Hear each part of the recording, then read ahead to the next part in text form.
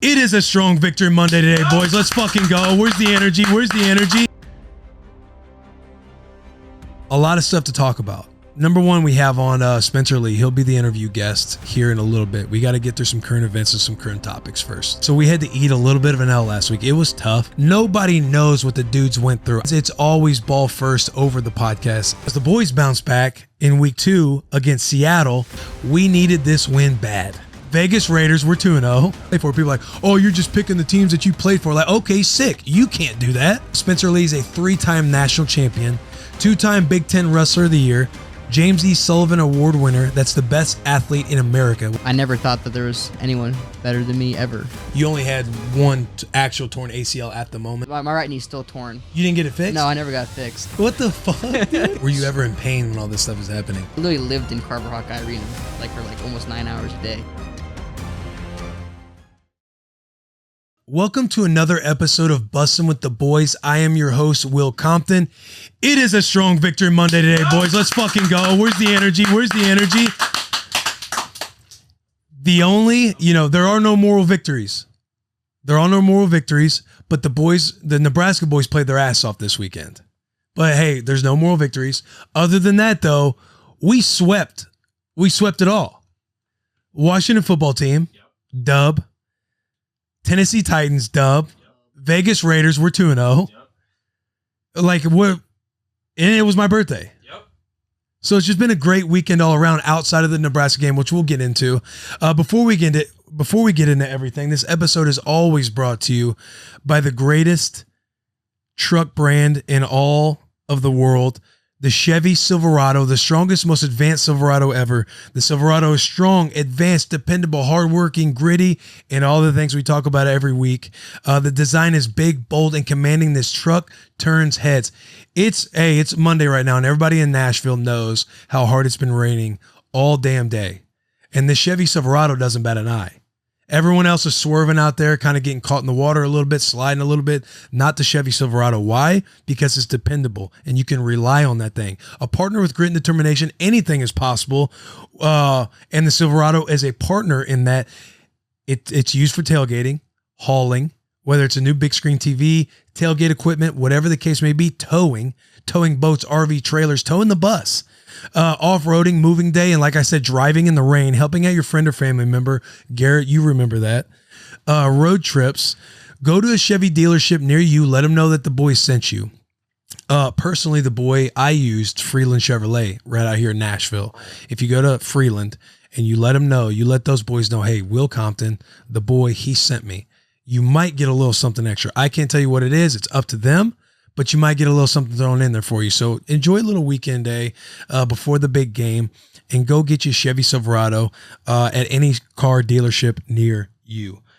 Now, a lot of stuff to talk about. Number one, we have on Spencer Lee. He'll be the interview guest here in a little bit. We got to get through some current events and some current topics first because we've had a couple recent pods with Roger Saffold and Jeff Simmons. Awesome pods. Some bad timing, but some awesome pods nonetheless. We had to take an L. The boys had to take a little bit of an L last week because we talked about Jeff Simmons getting 5 sacks at a high school game, and Ryan Tannehill got sacked 5 times. And so we had to eat a little bit of an L last week. It was tough, but just like always, we danced in the rain, we had fun, and we fought through the adversity. The boys started off a tough 0-1. I think it was tough for everybody out there. And a lot of stray bullets. The boys are catching a lot of stray bullets. I'm catching stray bullets up in the stands. I can't even go home to my family. People are throwing shit at me. And the boys were going through it. But again, just like anybody who can withstand any of this pressure, the boys did. Because the boys bounced back in week 2 against Seattle at one of the toughest stadiums to play in against the Seattle Seahawks. And the boys ousted them in OT 33-30. We needed this win bad. We needed this win bad because of week 1. The boys at Bussin, we needed this win bad. Julio, my man Julio, needed this win a little bit because he needed a bounce back game as well. Speaking of Julio, let's talk about that catch that he had that was considered out of bounds. And that was a touchdown. Do we have that photo? what's crazy is that we were talking about it at our little birthday bash or a little birthday party yesterday, because yesterday was it was my birthday last Sunday. Birthday shouts to the boy. But we were like, why can't, if you challenge a play, why can't you come correct with your own evidence? Like, why can't Donald Page or whoever took that photo, right, that very high def 4K photo, and send it in, and Ray pulls out his phone and says, hey, here's all the evidence you need. The heel is in. But what's bullshit to me is like, what like is the full rule? Is it like I had a tweet? So if you tiptoe and the rest of your body goes out of bounds, it's a catch. But if you tiptoe and then your heel goes out of bounds, it's not a catch. JP, you weren't there. Would you not agree with that? That was a fair assessment. All the boys across the board were like, hey, that's a great point, Comp. 100%. It doesn't make sense why it would be any other way. It's just backwards. So if you toe drag, we have toe drag swag all the time, right? You have the little clips of the toes getting in, the body catches the ball way out of bounds, and they fall. Your body eventually falls out of bounds, but your toes in. But if your toes in backwards,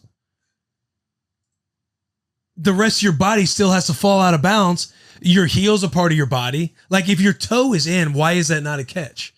And not to mention, we don't even have to go to the photo because his heel was in. So I don't know like what angles. What sucks is that the refs don't have to face the media after the game. They don't have to explain. The refs don't have to give explanation. You know what? I think it's also shitty for them, because I think some refs would like to have some accountability for themselves. Garrett, what was the stat you said about that Cruz calls have been overturned a certain percentage? Yeah, on the broadcast yesterday, they were talking about the officiating crew having a track record of something like 19 calls and 15 of them were reversed. So They've gone to the booth 19 times on this Cruz calls and they've been flipped 15 times. Skeptical. Yeah, I don't know what all the calls were. Some of them might have been reversible. I know this one shouldn't have been reversed, because clearly, as you guys are beautifully watching at home, this photo was taken by the Titans PR. I don't want to say names. I think it was Donald, but maybe it wasn't Donald. So I don't want to accidentally give him credit if somebody else took the photo, but we can assume that Donald took the photo. Hey, shout out Donald Page, baby. Shouts the boy, baby. But this one shouldn't have been reversed. I truly, like, I don't get it. And like, again, like, let's say his heel was out of bounds. I don't understand like why his toe couldn't have counted going backwards, just like it does going forward, and the rest of your body goes out of bounds. But either way, thank God the boys bounced back, because that was a game. I felt like that was a little game-changing call. And, man, we needed that win bad. Garrett, hey, huge Titans fans. We got Garrett, we got Jack. How do you guys feel? How do you guys feel about getting out of Seattle with a win? Getting out of the 12th man arena with a win? Huge win in Seattle. I saw another stat that was like, Seahawks going into the fourth quarter up 14 or like 15-0 in the last couple of years. So for us to be able to go in there and do that was massive. Twitter was a graveyard last week. Everybody was taking shots, like you were saying. There were dead bodies left and right. Left and right. Everyone catching straight bullets. We found out who our real friends were. That's for sure. But it was good to just kind of calm. Did you have any friend outs? Did you have any? We're not gonna out anybody. But yeah, there was. Oh, you had some battles with the friends. With the actual friends. Yeah, we had. There were text messages being sent to everybody. We were catching blame for a lot of things that the boys, individuals. Everybody. We're not even gonna give them any kind of credibility though, any spotlight, because everybody wants to jump ship the first time we have some bad stuff go down. And so obviously week 1, we had some things to work out. So it was huge for us to go into Seattle, one of the best teams in the league, one of the best, biggest crowds to play against, that 12th man. And then we got the Julio ordeal. And then we had Russell almost with a walk-off safety to end it, which is also something that, yeah, you saw that photo where he's like a yard short, and that there was just a lot of things with the refs that obviously didn't go our way. Yeah, we were playing against the refs, so it was good to come out with a win. If we didn't have that win, who knows? It'd be mayhem. This bus to Vegas. Yeah, no, they'd be coming for the bus. If we wouldn't have got this one, we're taking the bus. Hey, we would have had to be going somewhere else, boys. Especially we're like. I'll let you finish your thought. I didn't want to cut you off. My fault. Really, just especially coming back to Nashville this week with the Colts coming, divisional game. They're 0-2. If we're able to put the Colts at 0-3, especially with the track record we have with the Colts, it's going to be massive for us in the AFC South. And Houston doesn't look, as bad as everyone says they do too. So this week coming in, it's got to be loud. Nashville must win. If we can put the Colts at 0-3, us go 2-1.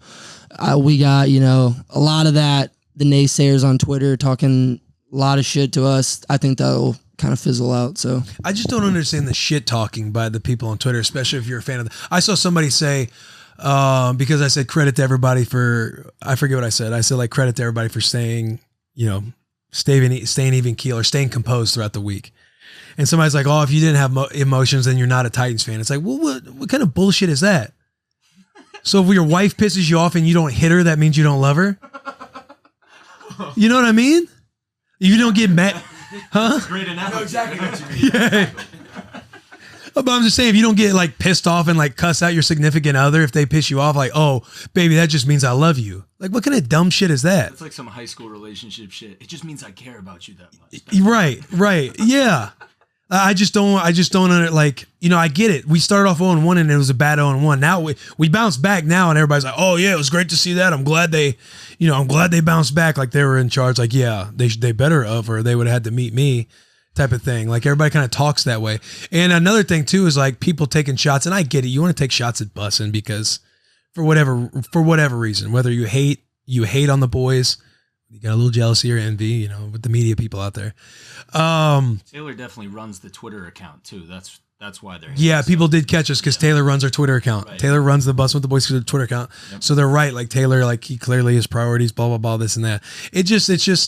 It's so easy. I get it though. It's easy to grab some clout. Everyone's out there clout chasing on social media, myself included. Everyone who has a profile is doing some clout chasing because you're either trying to gain status, and to get any status in this status game, you got to tear somebody down.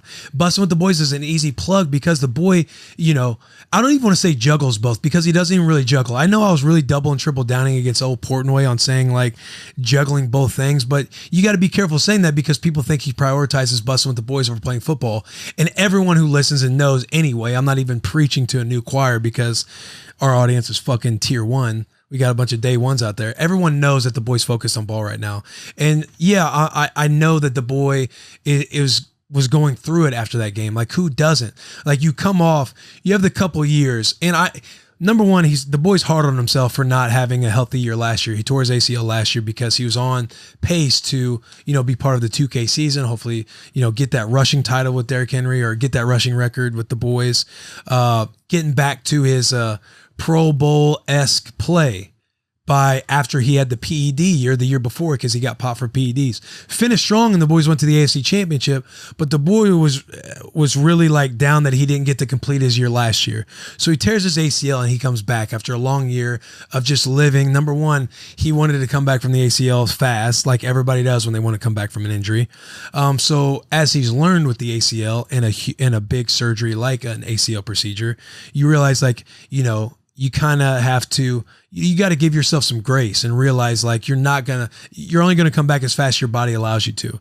And the boy had a rough first game. Everyone knows it. Nobody's running from it.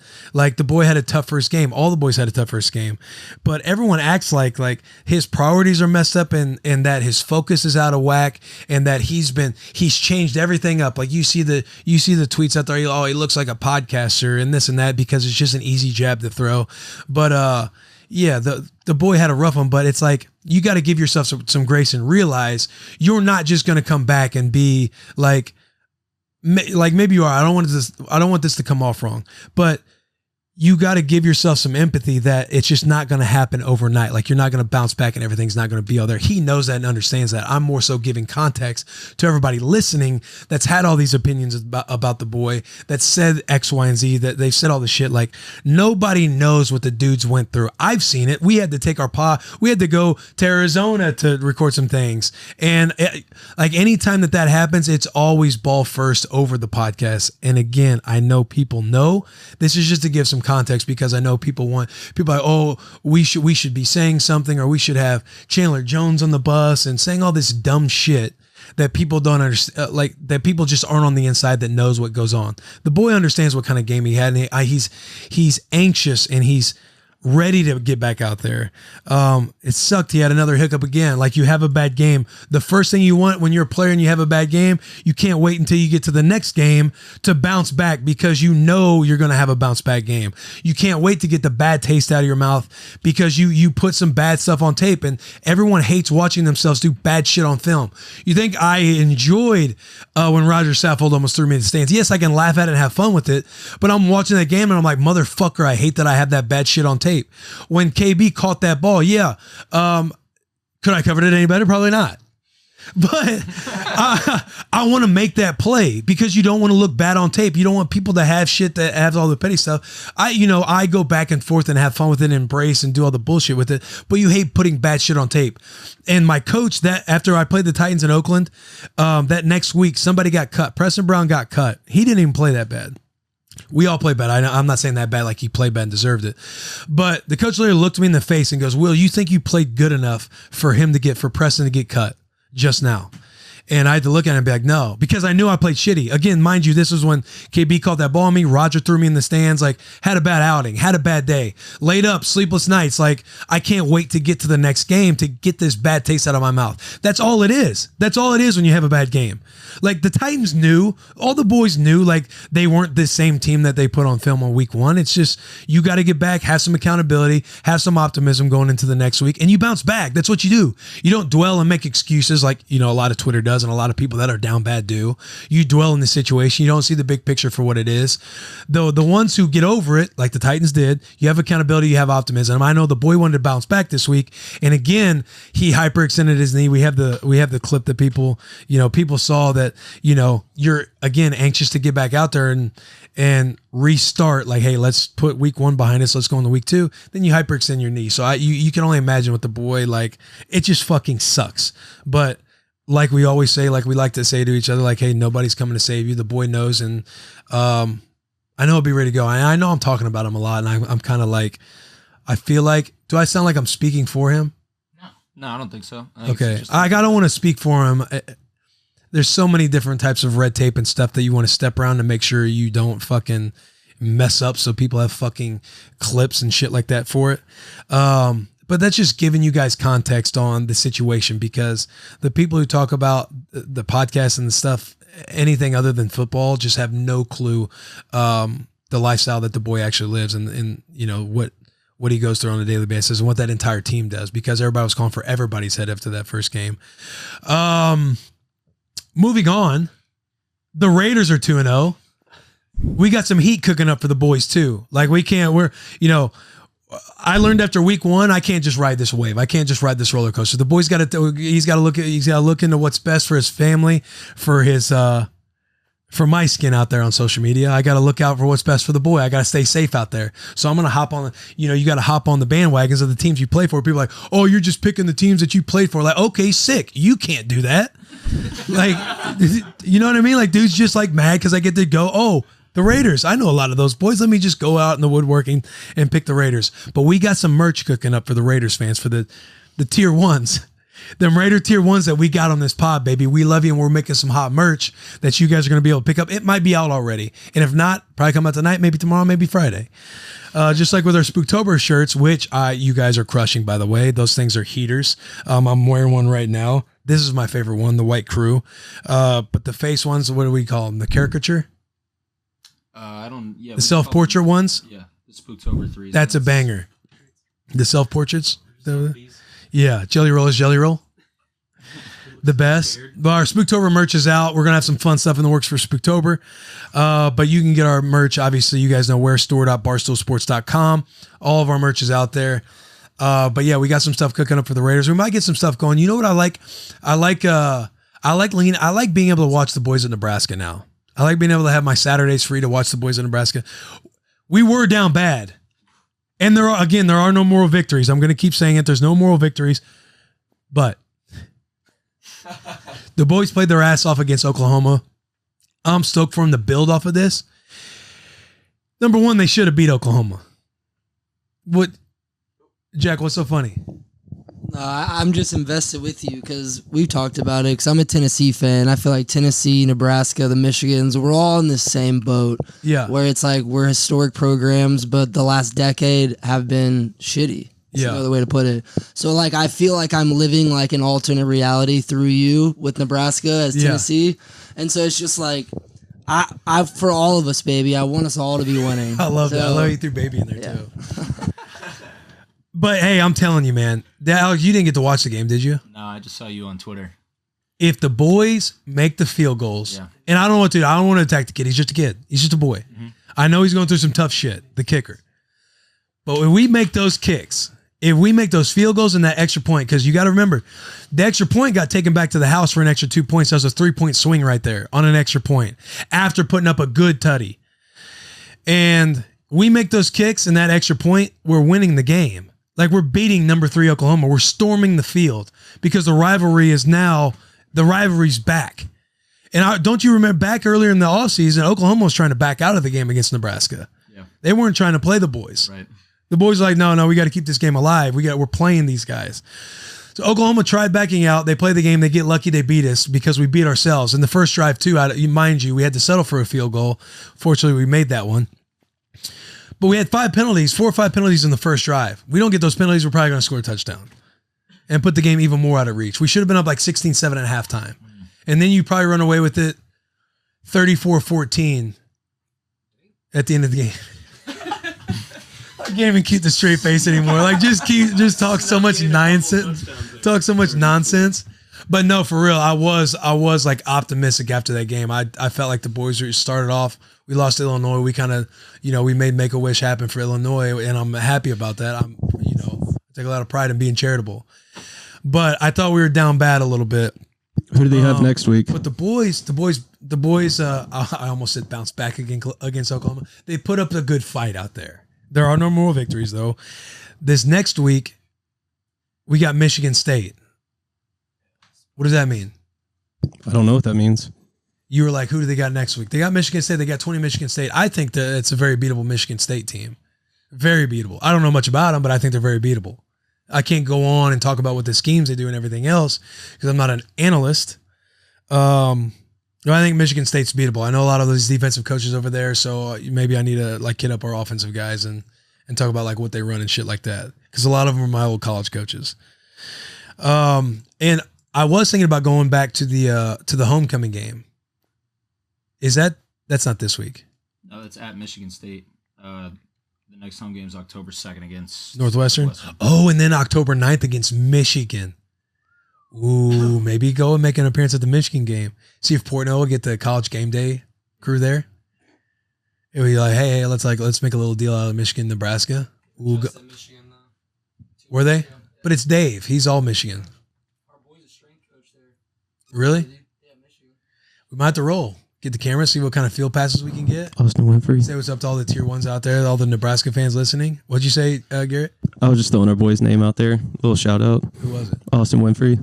Shout out Austin Winfrey. You're a boy, so all free shout outs. But yeah, I feel like we need to get to a Nebraska game since I got all this free time on my hands. It's tough, like just rooting for all these teams, several teams. I feel like I need to go actually support them in person.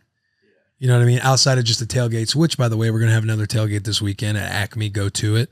We're going to, hey, those shirts that you guys, you know what? My hand's up on this.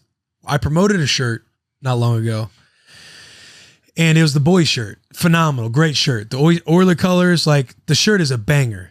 And we could only get like 15 made because the warehouse was low on the quantity, right? So we couldn't get them printed and couldn't get them to us fast enough. But I was told Barstool, I was like, just send me the 15. We'll just do a little thing at the tailgate. I didn't know that it was going to be like shirt of the year. You know what I mean? Like I got to Acme on Sunday. Who was I with? Was I with you, JP? And the line is wrapped around Acme without the doors opening yet. Doors open at 10 o'clock. Like the actual Acme doors open at 10 o'clock. But there's a line wrapped around and people are wanting that shirt. People are wanting that The Boys shirt. And I'm sitting there going in thinking, fuck me. I did that video. Everyone thinks we got these shirts at the tailgate. And the shirts were gone in the first 15 purchases. How many did the first guy buy? 5. That's what I'm saying. I didn't even know that. Yeah. So, like, everybody who's probably in the back of the line, like, damn, they sold out already. Hey, they're popular. Like that person who's probably sixth in line. Yeah. That's probably like he didn't get a shirt. Like, what the fuck's going on? I literally got here at 9 a.m. We're restocking everything. We're restocking everything. Everything will be restocked. If there's one thing the boys learned about, it's, hey, we need to have shit stocked. Last year was the COVID year. So we did and the year before that, the boys were like newer. So we just weren't slinging merch like the boys have been slinging merch. And last year was the COVID year. So the numbers were lower. The numbers were low. We were capped off. So stuff flew out and I've realized like I can't do the fans like that because you guys come to that tailgate and I need to have this merch ready for you guys. So there will be those new shirts. You'll be able to get them at the tailgate. We will not be short. I want to say I promise, but I still gotta make clear with Allison. I gotta make clear with Barstool first. I almost promise. I 90% promise. Should we do an ad read? Yep. Who is it? Who do we got? Help. Better Help. This is perfect for us right now because we're all down bad. We could use some help. Better Help. BetterHelp.com. Shout out the boys at BetterHelp. The best way to think about therapy is through a bunch of analogies. Am I supposed to read that? Yeah. Okay, I didn't know if I was supposed to give an analogy. Highlight it for you, yeah. Okay. We get our cars tuned up and even bigger issues down the road. Okay, let me say that one again. We get our cars tuned up to prevent bigger issues down the road. You saw this one coming. We get annual checkups and go to the gym to maintain physical wellness and prevent injury and disease. We do chores regularly, some of us anyways, to avoid a giant mess of a house and eventually cockroaches. Going to therapy is like all of the above. It's routine maintenance for your mental and emotional wellness to prevent bigger issues down the road. We're having Spencer Lee on. He didn't get ACL surgery, but there's this good ACL analogy, and it's not because fucking Taylor either. For the love of God, I'm realizing this hole I'm digging. But I have one of my business advisor, financial guy. He always talks about like having like tough conversations. Like you want to have tough conversations. It's like getting ACL surgery. If you don't get surgery on this big injury, I shouldn't even said ACL. I should just said big injury, whatever. Making it a big deal about ACL when I don't even need to. But you fix the problem so that way you're not dealing with them down the road. Just like the big analogies we used in the beginning. I didn't even have to go to that one. But therapy doesn't mean something's wrong with you. It means you're investing in yourself to keep your mind healthy. And Barstool Sports agrees. They're offering BetterHelp services to their employees as an added benefit to help take care of their overall well-being.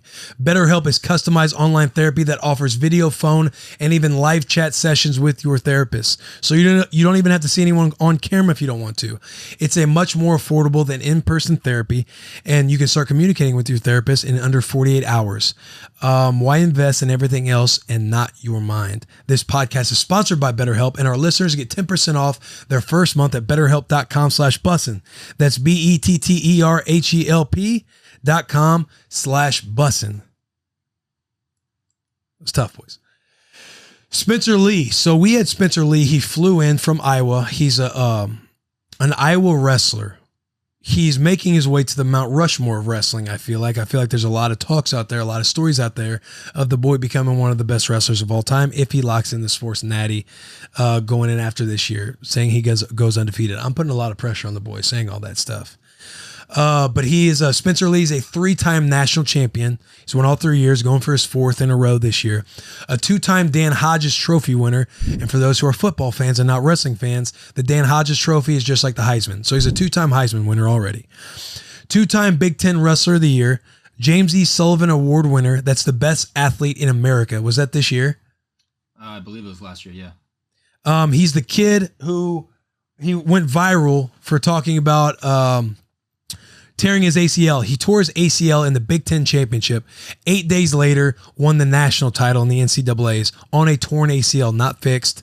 He talks about it in this podcast. He was in the facility like 9 hours a day doing 3 3-hour workouts.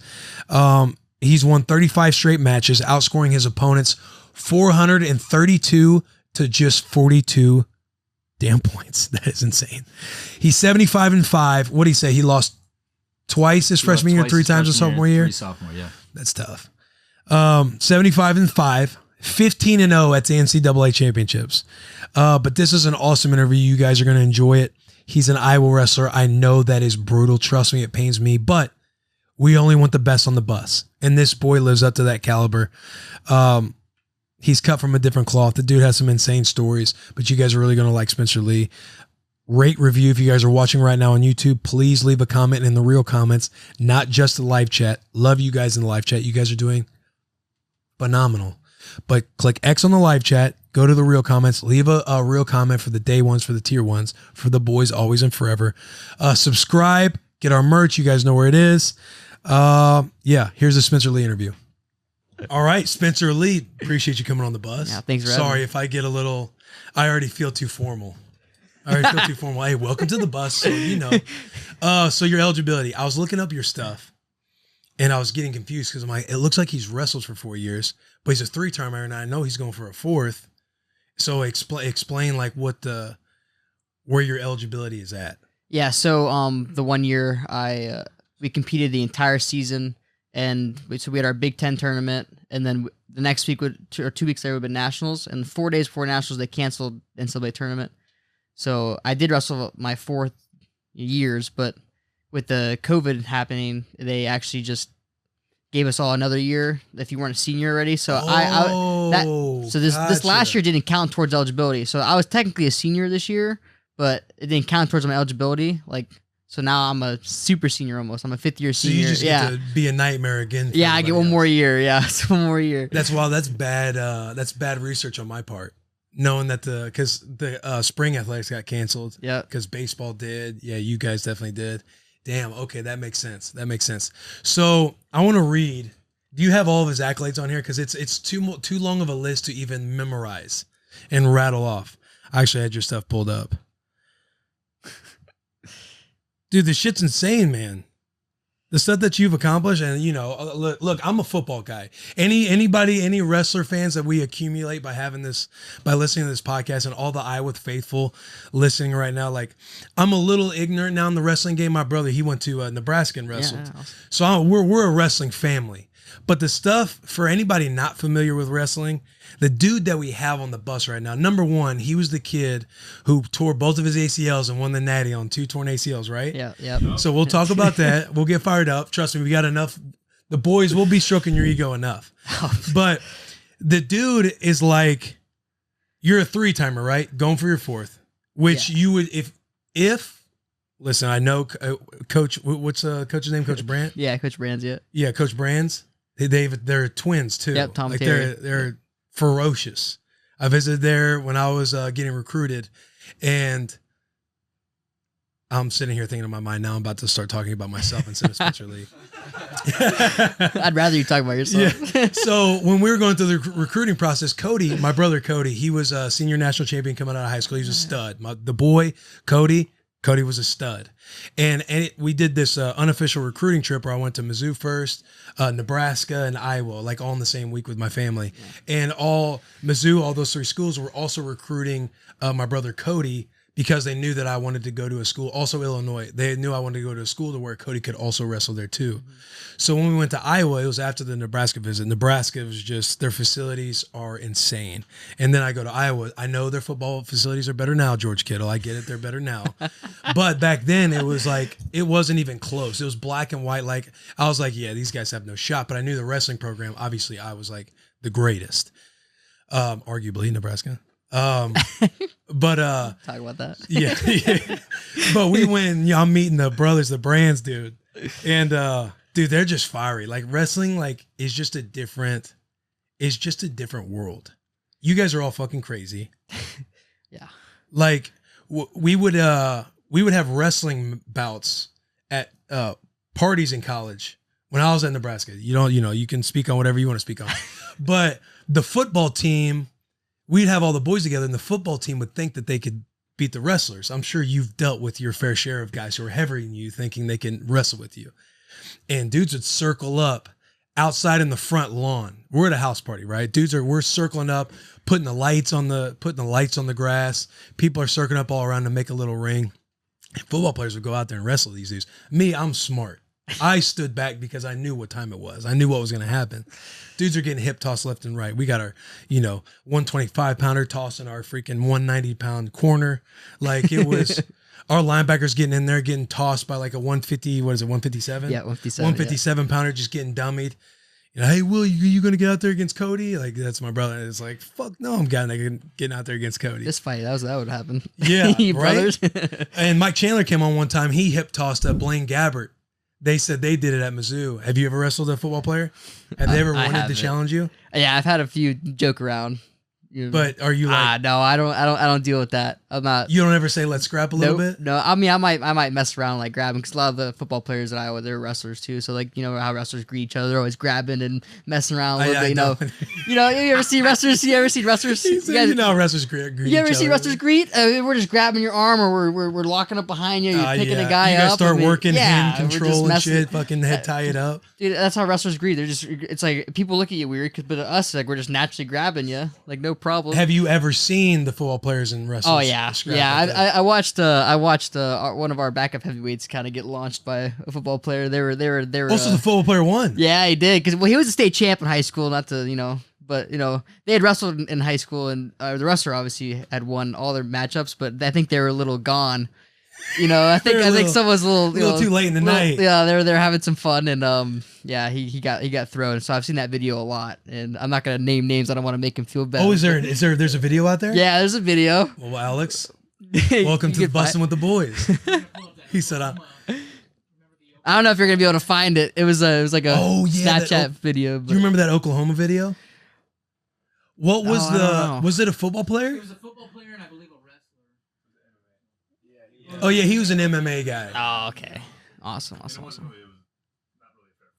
No. I wanted to say the football player like shoved him, right? And then the dude was like or he like kind of like hit his face and he kind of rubbed his face like, okay, motherfucker. And then just dropped him. But it was actually the other guy that pushed the MMA guy. So the guy who got dropped wasn't the person that pushed. Right. The MMA guy finished it. Correct. Other guy started it. Yeah, this one right here. Is this it? Just getting his ass beat. I tell you what, though, being around the wrestling culture, wrestlers, they want shit like this when they go out. Yeah, definitely. Wrestlers, they're not looking for trouble, but they'll kind of adhere to it. They'll kind of push things. Right, they'll gaslight a little bit. Oh yeah, but they'll be like no, but they'll kind of keep it going, and then because they want you to mess with them. Wrestlers, they know what they're capable of, and at the same time, they also think they're even more capable of what they really are. Yeah. Then you get a few of them together, and then you're kind of hyping like, he don't know. Exactly. Bro. Like, no, he doesn't fucking know. Well, I feel like every wrestler has like little man syndrome, Like, there we go. Hey, I commend Spencer for saying that. I'm not putting down the wrestlers, but listen. I'm a 125 pounder in college. I'm 5'3". I'm small. I know my place. I'm not gonna fight some 250 pound. Linebacker, all right? It's not my place, but my teammates will. My teammates don't wrestlers care. Are crazy, man. Would you say you have little man syndrome? I do not. I'm a lover, not a fighter. The only time I'm mean is when that whistle blows. Other than that, I'm pretty nice. My teammates are very different, though. Yeah, they'll fight anybody. Yeah, I mean, you go to one of the wrestler house parties, and not to just stay on parties this whole time. But you go to a wrestler house party, and these dudes, you'll go in. They'll be full team will be there. Maybe their girlfriends, maybe not. They don't even need women there. They just need to be shirtless with a bandana on their head and a beer in their hand, talking about wrestling and cauliflower ear. Is that fair? I don't know about our team anymore, but I've heard stories about previous teams. Though I was pretty big party school. So. Yeah, well, I knew because Nebraska, like my brother and I, we lived together, and he'd be like, "Oh, no, we're gonna go to a football house, or something." Yeah, we're gonna go to a wrestler's house, yeah. And they'll be like, "Hey, what are you guys doing?" Oh, we're thinking about going out. We might swing by, the pregame. We might swing by there before we go out. And you go to the wrestler house, and it's just like, "Hey, boys, what are we doing in here? Like, we're the chicks. Like, these dudes just want to play like beer pong and compete about games and like, hey, you want to wrestle?" And then they start fucking wrestling. Dude, their competitive nature is so stupid. They'll play Madden and they'll throw the controller and break TVs. Like my teammates are so funny. Like they hate each other. They'll get in fist fights and then they'll be smiling and laughing 5 minutes later. It's the weirdest thing. Oh, I love it, dude. It's a different breed. You're probably all about it. Different breed, man. They just think differently. Let's talk about this double ACL story that went viral. And it was the one thing I wanted to give George Kittle credit for because he's an Iowa guy. Is that you were out there talking about, What was your famous quote? What was your famous line? Oh, I said F excuses. Excuses are for wusses. That was That's what right, what dude. I said. That was my. Look at him, backwards hat on. Yeah. What did I say? He looked like Pablo Sanchez if there's backyard wrestling. Pablo Sanchez. People can hear it. If we had our headset on, we'd be able to hear what you're saying. Play the audio. I wasn't playing the audio. Yeah. Play the audio. Well, I mean, 8 days ago, I tore my ACL in my other knee. I'm wrestling with no ACLs.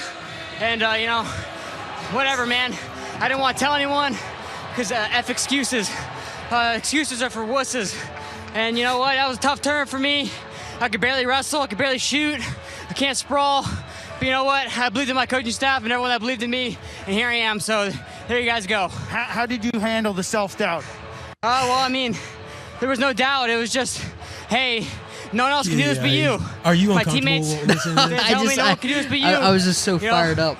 And Oh, I you believed in should them, be, so- bro. You won a Were there fucking tough national moments? championship 8 days after tearing an ACL. I get being uncomfortable. Trust me. When there's compliments, JP gives them to me a lot. I get extremely uncomfortable. And The biggest fan. yeah, JP's he's a tier one of the boys. But I understand you feeling like, I know you're in the moment, but dude, number one, how did you tear your ACL? Oh, I tore it in the middle of Big Ten finals. First 30 seconds in the match. Did everybody know it? Well, I knew immediately. I tore it. I was kind of like, he took me. The guy actually scored on me, and then my nose started bleeding or something. And I remember running over the corner, and I'm like, my ACL's torn, and I'm like feeling it out. I'm like, oh yeah. I was like, I blew it out, but I still have the whole first period to go, next 2 periods, and I'm losing. I got taken down first, which never really happens to me. So I was kind of like, I was like, so I'm all confused. I'm like, what's going on? What just happened? And my coach is in my face, and I'm trying to tell him hey, I tore my ACL, and he grabs me. And he's like, wake up! And I'm like, okay. And I just remember going back to the middle and keep wrestling. And I never told him that I tore my ACL. So I end up winning the match 21-2. So he scored 2 points. And I ended up winning 20. Yeah, so I scored. Hey, so dude was up on you 2-0 or 2-1. Yeah, 2-0, and then I and ended you're up, like, yo, I tore my ACL. Yeah, so I scored 21 straight points, and I run off the mat, and I'm just trying to tell them about my knee, and they're like, oh, awesome match, you did good. Let's get ready for nationals. I'm like, Tom. Tom's like, what? Because I stopped him because we had guys in the finals at 33, 41. We were just go boom, boom, boom, boom. All right, so he's getting ready for his coach. I'm like, Tom. I tore my ACL. He's like, your other knee? I'm like, yes, my other knee. He's like, what? And he was gone. Next thing you know, and I got doctors, and they're feeling my knee out, and then Dr. Westerman and Dr. Pearson are like, yep, yeah. He goes, he's like, I'm 90% sure you tore your ACL. And I was like, I know it's torn. Okay, you don't have to tell me. He's like, we need to get MRI tomorrow. I'm like, no, we don't need an MRI. I was like, I know it's torn. He's like, no, we need to know what else he did. I'm like, I know what's wrong. I just didn't want to know, really. You know, I didn't actually want to know what was wrong with my knee, but I was like, I know it's torn, and that was kind of what happened. So did you get an MRI the next day? Yeah, next day, and then just completely torn ACL. Just a clean ACL tear? ACL. Nothing else? Yep, nothing else. I was very fortunate. They always tell me, you know, that's my third time tearing an ACL, and I've only ever torn an ACL. Very clean. As clean as it can get, they always tell me. So I guess I got really good. I'm really good at tearing things very cleanly. This bus is good at tearing their ACL. Yeah, gosh. Just Taylor catching a stray bullet out of nowhere.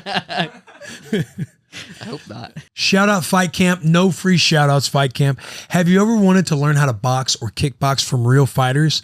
Do you want to get your kids involved in a fitness journey with you while teaching them a valuable skill? Fight Camp brings the boxing and kickboxing gym right to your home with full body workouts that you'll actually look forward to and a freestanding punching bag that can take your hardest hits. It's great for kids. Fight Camp is one of the only home workouts that are safe for kids to do because there are no heavy weights and no spinning wheels. As soon as most people get their fighting camp bag, the kids are always the first to walk up and want to try it. Of course, they're the kids, they're the boys. They want to get in some action. Their parents need to get this for them for Halloween, for Thanksgiving, and for Christmas. Learn from 6 highly qualified trainers, all with real fight experience, ranging from a pro MMA fighter and mother of 2 to a kickboxing champion. Fight Camp uses new tech that tracks each punch you throw to measure speed, volume, and output so you can follow your progress, push yourself, compete on the community leaderboard, and challenge others to do you versus you on the new versus mode. You can pay for your fight camp over 24 months for less than a cost of a boxing gym and get it right away. Plus, Fight Camp offers free shipping with a 30-day money-back guarantee. Just go to joinfightcamp.com/Bussin, and the boys got you for some free shipping with a 30-day money-back guarantee. What a deal. Go to fightcamp.com/Bussin. So did you had another... You tore your other ACL before you tore that one in the NCAA finals 2 years prior. Okay, so when you went into the nationals this year, you only had one actual torn ACL at the moment. Well, they're still my right knee's still torn. You didn't get it fixed? No, I never got it fixed. What the fuck, dude? No, I never. Why didn't you? Still winning. Well, so I was down 2-0, then I tore my ACL, and he's like, let's go, and I'm like, okay, go to the middle of the mat, and I win 22-2. Well, the thing was, I had surgery with an awesome doctor, and he was Pittsburgh Steelers doctor, Dr. Bradley. So I was at a great doctor, and he did an awesome job. But I ended up just freak accident tearing it again in the NCAA finals, in like the second period NCAA finals, and I was like, and this was is my sophomore year. So when I won my second NCAA title, I tore it in the second period, just randomly. Like the guy was like mat returning me, like from like I was standing up and like pulled me backwards, and my knee just gave out, pop. And I was upset because I'm like, I got surgery, my knee felt 100%, wasn't wearing a brace, nothing, boom, just tear it again. A year and 2 months after I have surgery. I've only been healthy for like 4 months, really. You know how surgery goes to ACLs. Like, you're healthy, but like you really start feeling good after like 10 months. And so I'm like, I don't want to get surgery. I was like, I'll just see how I do. And I just kept wrestling with it, and I wore a brace all year, and now it's pretty strong. So that's. So when you tore your ACL in that sophomore match, were you winning or losing at that point? I was winning. Yeah, okay. I was winning. I was winning. I think I was winning 2-0, but he rode me out, and I got like a stall call, so I got like a point for stalling because I made him. He was stalling the first period when I took him down, and so I ended up winning the match. I think 5-0 in that match, and he chose neutral, and I took him down. Yeah. So that was pretty. JP in wrestling, like you're gonna hear phrases like "ride me out." It's a wrestling phrase, so don't be fucking childish back there. He's gonna make fun of me. Yeah. I got ride me out. Yeah. Hey, relax. So at any of these moments, like we've all obviously seen a bunch of guys who tear ACLs. I've been fortunate. I've only torn my PCL. So tough. Heels on its own. But were you just not battling pain? Like what I don't know. Like I see some dudes, they can't walk right after. Sometimes their adrenaline's going and then they don't feel till later at night. Some guys walk into surgery. Obviously they can't like play football or play their sport, and they get surgery to repair it. Like, are you not experiencing pain like after you tear your ACL? Well, yeah, there's the pain's really from like the swelling and like, if you're exploding off of it early, like just stuff like that. So, there was more pain at the NCAA tournament than there would be like now, like if you wait like 6 months, right? Right. So, but it's not really the pain. It's more like you can't do things. Like if my buddies wanted to go play like spike ball, I can't play spike ball. Like, right. Because I don't want to hurt too. myself. Right. Yeah. Like it stinks. Like, so it's like more like that. Like there's things that inhibit you. Like when I said in the interview, like, oh, I can't shoot, I can't sprawl, I can't, I really couldn't do anything. Like I was basically just like walking at the guy like a robot, and was just trying to get my hands on him so I could move him with my hands rather than being able to, explode like tackle the guy or get to. It was just like the way I wrestle, I couldn't do it, and and I really couldn't, because really messed me up was my right knee was good, felt good, but after you hurt your left knee, you're doing everything again with your right knee. My right knee started hurting me again, so I'm trying to just stay complete. Like, my whole goal was to stay healthy at the national tournament. I was just trying to stay as healthy as I could with a torn ACL. Yeah, when they were both torn. As healthy as I could with a torn ACL. Well, my sport's a little different than football. I don't have to cut or explode or run. For sure, my knee stayed bent. Yeah, for sure, but it's still like the way you have to plant and do everything else. Like all it takes is for your shoe to get caught a little bit on the mat to damage it even more, like kind of put you out. But I'm like so curious about even the pain factor too. Obviously, you're a tough SOB. Yeah. But like, 8 days after tearing an ACL, right? That's not what I meant. I am a badass. The first one, when you toured at the NCAA tournament, obviously that was a championship, so you won. So it's like, hey, it's all good. At least we won. We got out of it. Were you feeling more pain after that one than you were this one? I would definitely say this one hurt more than the one 2 years ago. I think, but the one 2 years ago, I already had surgery on it, had a graft in it. I was doing physical therapy for like 3 years. I feel like after I tore that one again, I still had like a lot of like stuff in my knee keeping it strong. So I was able to do like my trainers and my doctors, they were always kind of like making fun of me because as soon as I tear it, they do all the tests like whether or not you had an ACL tear or not without an MRI, and I could do everything. I could, one-legged squat, I could explode, I could jump, I could cut, but the instance was as soon as like it did give out, like that instance, like if you posted wrong, boom, like I would just fall on the ground, and that would hurt like crazy. Then my knee would swell up, and then you're getting it drained, and you're icing it again. You're going, you don't want to go backwards. So like it was really, it's a long process. Surgery is a long time, but not having surgery is still a long process to 100%. So, and then the 8-day one, when you had 8 days, like what protocols were you kind of doing to kind of keep yourself out of the weeds of like it acting up? Oh, it's because hard. You can kind of like, you probably want to train a little bit for the NCAAs, but at the same time, you're probably kind of in shape, I guess. Yeah. It's like, what are you doing in those 8 days to keep swelling down and making sure you're ready to go like for the freaking national tournament? I had, and those 8 days were pretty much like living hell, to be honest. I was doing 3-hour workouts a day, basically. Still? Every day. Well, my workouts, I couldn't wrestle, so I would have to go in and I do my physical therapy would be like to strengthen my quad. I'd be flexing my quad. I'd be doing like stim. I'd be doing, exercises where I'm firing my quad because you want to fire your quad, because that's keeping the swelling out and you're keeping the muscles from atrophy because once swelling starts, atrophy after like 12 hours, atrophy starts happening, you lose muscle. That's bad for, like, obviously, you don't want to lose muscle. Mm-hmm. So, I'd be doing like physical therapy for like an hour and a half because I had to warm up like 30 minutes on a bike and then I'd have to, I'd do like jumps and flex my quad and then I'd have to do my workout. So the coaches then put me through an hour and a half workout so I could keep in shape, and then I have to, I'd go home and I'd have like an hour and a half to sleep. I'd sleep and I'd go back in and then I'd hour and a half of therapy into another hour and a half of a workout.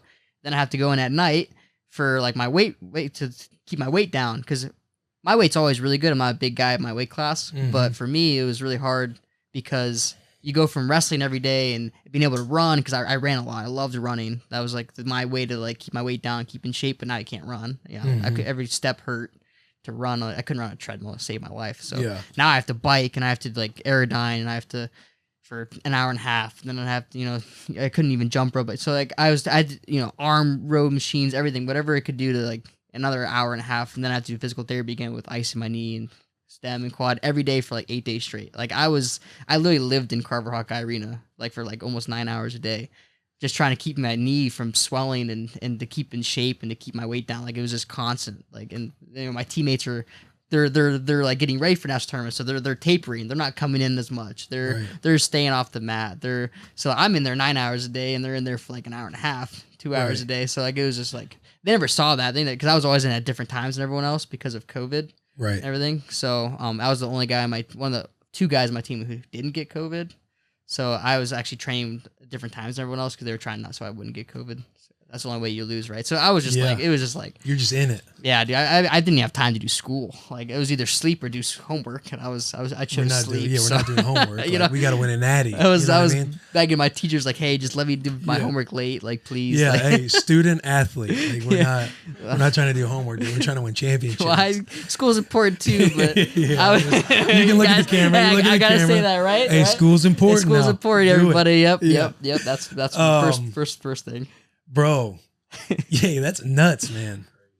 Then you get to the tournament, right? And so, are you nervous about your first match? I hadn't wrestled. Right, that's what I was going to say. I didn't even know how my knee felt. Right. So were you nervous, like going into your first match? Yeah. Like, I wonder how this thing's going to react because again, this isn't.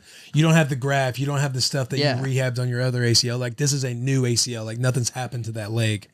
So were you nervous going into like the national tournament thinking like... Yeah, so they had to get me a brace. So they had to get me fitted, and then the brace came in like 2 days before national. So I never wore the brace before on my left knee. So then you tape... I always tape my knee, then I put a brace on. But then your knee's so stiff from the tape and the brace being so tight. I can only bend my legs like here. Right. Like it was like... So I can't even like... I couldn't really do anything with it. So I'm trying to like drill before like my match to see how it felt, and I could like barely drill. And like then my knee would like give out one time, like before, my knee would give out. So then we're trying to make sure it's not swelling. And my coach is like, okay, you're good. You'll be fine. You'll be fine. We'll just warm you up like on a bike. So I'm warm up on a bike and then tape my knee, putting the brace on, then I'm going out to wrestle, and I'm like, I have no idea what's going to happen. So I go out there to wrestle, and I end up getting a quick takedown. I turn the guy, and I got off the mat quick. I'm like, okay, that's good. That's the plan. That's what you want to do. Quickly took him down and pinned him. Yeah. So I got off the mat as fast as I could. That's what I wanted to do. But that didn't end up happening the rest of the tournament. All my matches went the full distance after that. So I had to learn how to. Were you ever in pain when all this stuff is happening? I mean, during the match, you know how it is, adrenaline. I was fine, but like my problem was like I didn't have the ability to do things. Like I remember I got taken down like twice by a kid in the second round, and both times I don't even remember how I even got scored on. I'm just like wrestling, and he like grabbed my ankle and pulled out. Next thing you know, I'm on my stomach. Like my knee just like I couldn't do it. Like I just fell over. I'm like, oh shoot. Yeah. Next thing you know, he's on top of me, and I'm like trying to get away. I'm like, what the heck just happened? It's just like there are things that happened. And then you come off the mat, and then, after pulling your knee out, and your knee hurts. So then you're going back home. You're doing the stim. You're doing the ice. You're still flexing. Then you got to make the weight, and you still got to compete the next day. So it's like I was constantly like just doing these things, and it was just like no one sees that. They just see the interview, right? Like they see you win the Oh, no excuses, right? No shit. That is So, yeah, no excuse. I just did it, right? Misunderstood. Yeah, no, but there's always more to it. So 100%. Apologize. Yeah, my bad. Is it good though? Yeah, you're good. Okay. All right, cool. So you win. Now, what's the thought process? This is the same thing thinking I don't want to have surgery on this ACL. Like why hadn't you wanted to fix this knee? I just, I said my right knee feels good. So if I can ever get to that point, So your right knee feels good right now. Yeah. And there's a tornado. You don't have ACLs in either leg. Yeah. No, I could even. People don't believe me. Like I remember like ESPN posted that, and I don't really like reading comments because people are mean, right? So I remember reading I love that, dude. Because you're right. So God, everyone knows everything, right? Yeah. So I remember clicking on a couple, just like I was like, oh, I had a lot. I didn't even know ESPN. I've never been on ESPN before. Wrestlers aren't usually on ESPN. I was like, okay, this might be kind of cool. I'm reading the comments. This guy's faking it. No way, he's lying. I'm like, I'll post my I'll screenshot my medical slapped hair, whatever. I don't even know the term or anything, but I love that, like the innocence and genuine of just like, I wanted to read the comments. I thought it was cool being on ESPN, but I looked and people are mean. So I'm like, I probably shouldn't read this stuff. I didn't. I was like, that's okay. I made on ESPN. I'm happy. That's the mind I want. That's the mind we all need. Like, let's just not even dive into this with the bottom feeders. You're not on Twitter that much.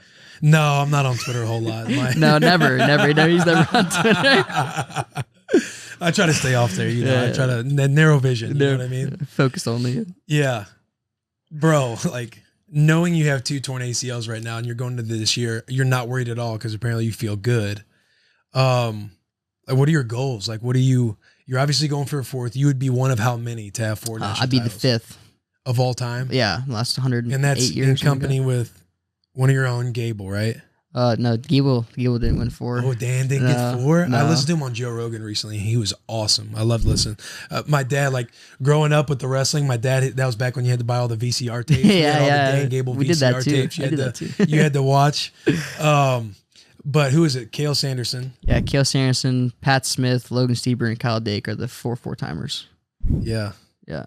And you're probably looking to be the 5th. Trying, yeah. I got a lot of, I got to get there. So because I also read something to where you were going to do something with the Olympic team this year. Well, yeah. So how does that work with wrestling? Because obviously, if say any other sport, it's balancing that you're a college athlete, but then you also get an opportunity to be with the Olympic team. Explain how those seasons kind of work for you. Yeah. So usually the Olympic trials or world trials are right after the collegiate season. Usually they're April or May. So torn ACL. Yeah. So I that was one of the reasons why I didn't immediately have surgery was I wanted to make the Olympic team. I would have probably been the 2nd seed at the trials, 2nd or 3rd seed. I was right top 3.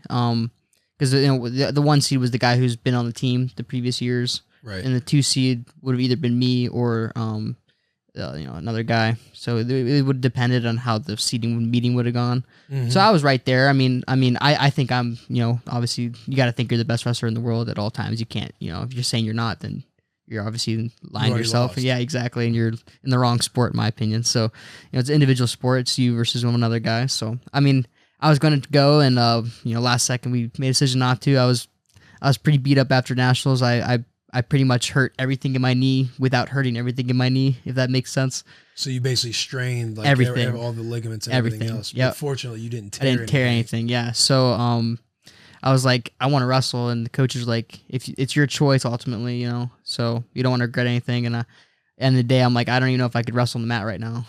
But I wanted to. I was like, I can do this. I can, you know, I'm not gonna make, you know, I just went viral for some stupid no excuses, right? And I'm gonna make, you know, I got a lot of crap for not going. I got a lot of crap for not going to the trials. But exactly. That's why I was like, I kind of, but. no doubt, bro. Like we've all been in some situations. I just don't know how it would have gone. You don't want to damage your knee more than if you're feeling pain, like you just got to know, and hey, today's not the day. Just sucks. Olympics are every 4 years, and you know, I mean, I watched. You know, I have a buddy from Japan who won the Olympics. We said we would go to. It was in Tokyo, so we'd be there together. You know, kind of thing. So. Damn, son of a gun, he went and won it without me, you know. Yeah, now you got to wait 4 more. Yeah, well, what's nice with COVID, I guess it's only 2024, so 3 years, and it's in Paris, so Paris is super cool. So, yeah. So you get done with you get done with the NCAAs, and immediately, because the difference with the Olympics and what you see on NCAAs for everybody watching and listening is in the NCAAs, it's folk style. When you get in the Olympics, you go into freestyle, you go into this new kind of season. Yep. Are you also doing freestyle tournaments and Greco tournaments? Is there Greco in the Olympics? Yeah.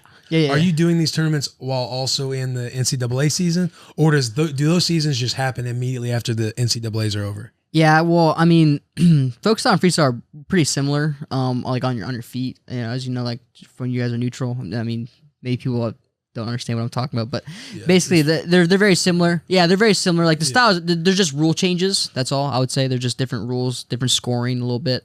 You know, but if you know anything about folk style, you'll be pretty good with freestyle. Just like there's just some certain things that change. But we go right into freestyle right after season. And we, you know, our goal is to make World Olympic teams. You know, when we go to Iowa's, Tom Brands always says World Olympic and national titles. That's what we're training for.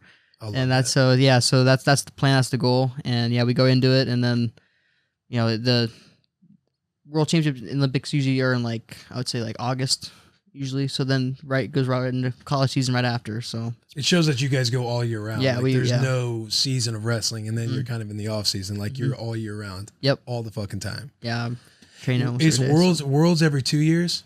So World Championships are every year, and then every 4th year is the Olympics. So yeah. So did you compete in the Worlds this year? No. So this year, if you're an Olympic medalist at your weight, you get to take the world team spot of this year. Okay. So the guy at my weight ended up taking Olympic bronze. So he took the weight. He'll be the world team member next month as well. So got you. Or else I would have tried to compete for the world team spot. How would you have gotten to compete if he wouldn't have medaled at the Olympics? Yeah, he would have probably been in the either in the semis or the finals at the trials, and then I would have had to go and. So you don't even get a shot to win Worlds this year? No, I don't. Is that brutal? Yeah, I mean it sucks because you miss Olympics and then you miss the Worlds. Yeah, you know when that's your goal. But I mean it's fine. You know I'm still young. I'm only 22, and yeah, I mean I'll be 23 next month, so I'm getting not old, but like for college, I'm getting pretty old for a college kid. And then, you know, I got 5 to 10 more years maybe of competing internationally. So yeah, you think how long do you want to wrestle? Until my body gives out. So you want to go until hey, you can't even walk, like there's no need. Pretty much, yeah. I mean, if you love the sport, you might. Hey, buddy, you've torn everything in both your legs. Like, what are you doing? Maybe take a year off, get surgery on everything. You know, try again. My favorite boots on the planet, Georgia boot, the world's most comfortable boot. I will read that again. The world, planet Earth, their most comfortable boot. Georgia boot is the world's hardest working boot. For 80 years, Georgia's been making boots that work as hard as you do. And if you guys are listening to this podcast, I don't have to tell you how hard you work, but you should be working with them Georgia boots on.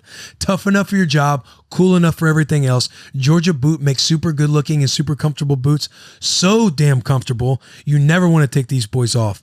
We like looking good, and even when I'm working, these boots do just that. They look good. These boots will hold up in any condition without sacrificing comfort or style. Whether you're working on your feet all day, working around the house, or grilling out with your boys, these boots won't sacrifice comfort or style. They look good. Georgia Boot offers the best work boots, wedges, and loggers around. Whether you need a waterproof boot, steel toe, soft toe, square toe, met guard, non-puncher shank, non-slip sole, they've got it all. Head over to georgiaboot.com and use code BUSSIN, that's BUSSIN, for 20% off. The boys got you for 20% off. Start buying presents for Spooktober for the people you love most, and do it starting with georgiaboot.com using code BUSSIN. Explain, like, were you yourself and a lot of the majority of wrestlers like get this mindset of this individual sport and not having any doubt? Is this something you've always kind of had?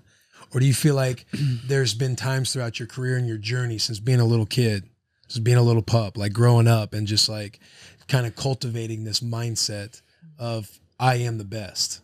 You know what I mean? Like you've never, are you saying like since you've been in college at Iowa, even as a young freshman, because there's obviously beasts like all across the board, you've never thought like I'm like this dude, like he's better than me, but you know, I got a little bit of a shot here or there? So I would say I was always different. I've never asked someone for their autograph. I've never asked someone for a picture. That's hang on. He just did out there with me, so that's. I'm just kidding. Totally, my first time. First time. We'll call it first time. Yeah. No, it's just because I if I saw someone in the wrestling community that was like world Olympic champ and they asked, you know, everyone's getting their autograph, I would just say I'm gonna be better than him one day, so I don't want his autograph. He's gonna want mine. That's kind of how even when I was a little kid, I always thought like that. So I never thought that there was anyone better than me ever when I wrestled in my entire life ever. So the fact that you're a 3-timer, I'm just like, I'm kind of in awe. But if you hadn't won anything, I'm like, this dude's a fucking psycho. You know what I mean? Like, okay, he's a young kid, right? And you see like Jordan Burroughs. Oh yeah. You wouldn't want his autograph? No, not at all. I'd rather be on the team with him and be a teammate. You know. Have you met Jordan? Yeah, Jordan? He's a good dude. Awesome guy. Yeah. No, I'd rather be his teammate. Man. So. And so this is something that's just always been a part of you. Yeah, I've never understood autographs. So whenever I was first asked to sign an autograph when I was like, I don't know, 13 or something, and PA, little kids, you know, you win a state title, ask you, I was like, why do you want my autograph? Doesn't make any sense to me. It's just a signature. So like when I see that stuff, it just kind of makes me laugh. You know, even today, I'm like, people with NIL, you know, people were like, oh, you know, I'll pay you to give me an autograph. And I'm like, no, I'll just give it to you. Like, I just don't think that it's really worth anything. Oh, that's where your boy's got to come in. Yeah, well, I don't know how much he wants to be on. No. We don't worry. He's talking. He said, no. He's talking. I'm sitting here thinking if he wasn't sitting here, like, I'm just gonna have to. Hey, from now on, I'll be your guy. No, but that's just how I'm just saying that's how my brain works. Yeah. I totally understand that, like what it is and how it works and everything, but I just like my brain doesn't compute that because I'm like, why wouldn't you just want to be, you know, better than me or anything? What about you know? doubt? You've never understood the autograph thing, but what about doubt? How have you dealt with doubt throughout your career? Well, I think that you know, I think doubt creeps in on everybody, but the biggest thing is you know, what I've learned being in college, because I think I was almost too confident in high school. Like I really thought that like I could win the Olympics when I was like 17, you know. Yeah. And you know, I could wrestle with like our Olympian. I was our Olympian's training partner, Dan Dennis. He's awesome. He's our regional training center coach. Yeah. So he's our Olympian in 2016. So I knew I could wrestle with him. I knew that like where I was, but you know, then I got to college and you kind of like open your eyes. The guys are really good and people are improving and you know, I was like, wow, can I do this? Yeah. And it's like coaches, it's their job to kind of like reiterate the fact that like, yeah, you can do this. And like, so like they really helped me like believe in myself to get to that next level, because I always just thought that one day I'd be the Olympic champ, you know, like it's just gonna happen, right? Because I was like, I'm gonna be the best, like, and you know, they're like, Spencer, it's really hard to win the Olympics, like, but you can do it, you know, if you just keep being positive. Because like I'm always super negative. Like if I even get scored on like 2 or 3 times in practice ever, like even one time, like I used to like freak out and get upset and get mad. Like, why is he scoring on me? He shouldn't score on me, you know? And like, hey, this guy wants to win too, Spencer. Like you just need to keep focusing on yourself, keep positive and keep wrestling and just use that to fuel yourself. Right. So like, I just, you know, you get more mature and you learn. So it's kind of like, no doubt, just be positive and just keep going as hard as you can. So. Were you one of those kids when you lost when you were younger, you would kind of run off and like pout for 2 hours at a time? Well, I wouldn't. So like Cody, he would rarely lose, but when he lost, he was like, you know, He was just like a spoiled brat for like the next 2 hours, like pouting and crying and like throwing stuff and everything like that. So maybe you can speak to that, maybe not. Well, I totally understand that, like for sure. Like I was never like the crying 2 hours spoiled brat, but for 5 minutes, for 5 minutes, you don't go near me. You know, even in college. I mean, I've lost 5 times in college, so I've lost a lot of times. And weren't they all as a freshman? No, I lost 3 as a freshman. Or 2 as a freshman and 3 as a sophomore, and I haven't lost since then. And I like, it's like you can't be near me. Like my dad, remember my dad warning Tom and Terry, like, hey, if God forbid if he ever loses a match, like God forbid if he ever loses. He's like, just know that he will be fine after like 5 minutes. But if you go to him during those 5 minutes, you're gonna hear things you don't want to hear, right? And like, so I did end up losing, and like I'm not even gonna tell the story because I don't want people to hear it. To be honest with you. Yeah, hear the bad shit. Yeah, well, I've said some crazy stuff to Tom after I lost, you know, like even like tell him I'm going to quit or like, you know, just like, cause like my brain's like, how, like, what is this? Like, why am I going through this? Like, what is this? You know, it's cause I will never ever blame anyone else for a loss. Like, I feel like I'm so hard after a loss on myself. It's like, I suck. I should have done this. I should have done that. You know, you never want to say should have, could have, would have, you know, you never want to ever have doubt. Like, exactly. You never want that. It's like, I'm like hard. Like, I'm the worst. I should just hang up my shoes now. I should just retire. Like, I'm like, you know, but I'm not like, you know, your fault. You should have done this. You should have done that. It's always like, how could I have been better? You know, then after like 5 minutes, I'm like, I'm sorry. Like, what's next? What's the next best thing? You know, cause I didn't win a Big Ten title till my junior year of college, you know, and I was 2-time national champ and I never won Big Tens, you know, and, it's like, what's next? Next best thing was always nationals. Like, did you ever feel like when you lost in those Big Tens that it was going to carry over? Or like you had like doubt crept in on those guys who would beat you? I mean, I would. Or you were like ready to get to the NCAAs because you're like, I know what happened. Exactly. Like, I'm going to toss. I haven't seen anything. Like they haven't seen me at my best yet. That's how I always thought. But what always like blew my mind was I would like be number 1 in the country, and I'd go to Big Tens and I'd get upset, and like the fans would be like, he's washed. He's gonna lose. Like. Well, he's gonna lose at nationals. He's like, washed. hey, he's a college kid. Dude, unreal. Hey, seriously, people say crazy stuff. Like, I remember, like, I used to get like I don't know, like upwards of like 20 DMs a day of people telling me that I suck when like I lost in the Big Ten finals the second time, you know, and they're just like, you suck. You're gonna lose again. Like, your career's doomed. Like, I'm just like, why do people like do that? You know, I should just be like, I want to like talk to him, like, hey, are you okay? Like, something happened to you? Like, they're definitely projecting something. Yeah, like, is there something going on in your family life or something? Like, right. Being in some 19, 20-year-olds DMs talking. Yeah, like garbage. You're washed. Like, hey, nobody's gonna be harder on me than myself, and my coaches know that. So they know if I lose, give me some space, and I always come back. I'll always be fine. What's next? How can I be better? You know? Have you ever went back at a DMer? No, back in your younger days? I would just delete them. Just there's no point. You're giving them what they want. Yeah, that was my problem. I knew I wanted to say something, but you can't. Yeah. You know, because these guys, they have the power. They can screenshot it and they can post it. They can, if you say something mean, like, you're the bad guy at that point. Right. You know, if you're, you gotta be the bigger man and not do that. So yeah, sometimes I like to be the smaller man. I don't blame you, man. Back and forth a little bit more. See, but you're funny though. You take it funny. I appreciate that. You make it. It's been a lot of work. Yeah. There was a. What are you laughing at, JP? It's been a lot of work. Like, it's this grind. No. These damn haters. It's not a grind, but the doubt in the beginning, like in your early days, especially like when you get to a collegiate sport, like you're starting to learn about how much fans care because you're not in high school just dominating anymore, right? Like how much people care, how much they're like judging you, like how just opinionated everybody is, and that you feel like you're under this microscope and you only think about your own bullshit, right? So you never realize that pretty much every player on the team or every teammate you have is going through something similar, and everybody kind of deals with the same stuff. So that's what I meant by that, JP. You took mine out of context. I thought you were talking about how you go back and forth with people now. Yeah. It's a grind. It's a grind. Yeah, I'm talking about back in the day, like when shit did was kind of like you're like pissed off. You like want to fight them. Now you just realize you can have fun with it. Spencer, going back to like high school and growing up, did you play other sports that were more team oriented, or was it always just wrestling? Well, I played soccer is probably my next favorite sport. I did cross country. I did a little bit of football when I was younger. I mean, I've been this size since I was 11, so 5'3", 120 pounds since I was 11. I'm like 130 now. Soccer, god damn it. Yeah. I'm just teasing you. I played some football. I played some football. I just wasn't very big, so. I would love to see you in your uni as a kid, like with the helmet on, just oversized. He's like tipping over.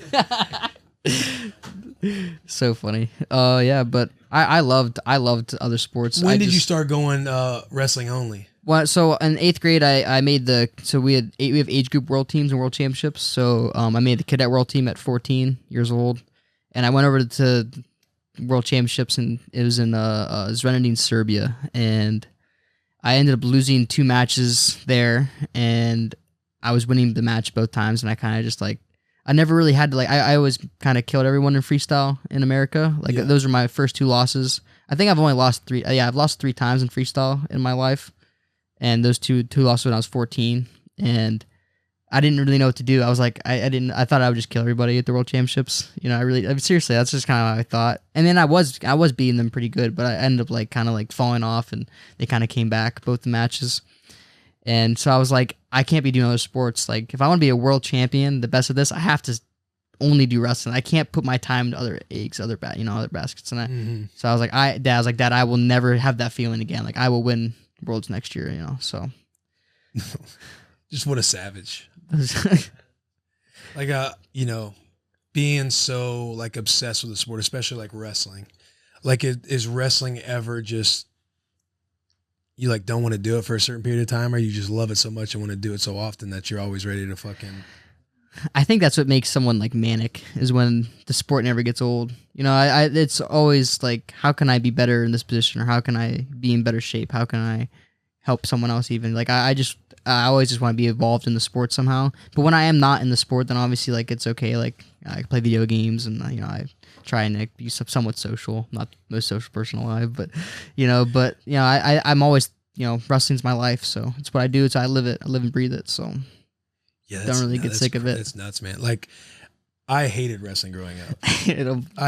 Cody was always the best at it, and when it was wrestling season, Cody was the favorite kid, and which wrestling's more so all year round, so it would get to football season, I'd get a little more love.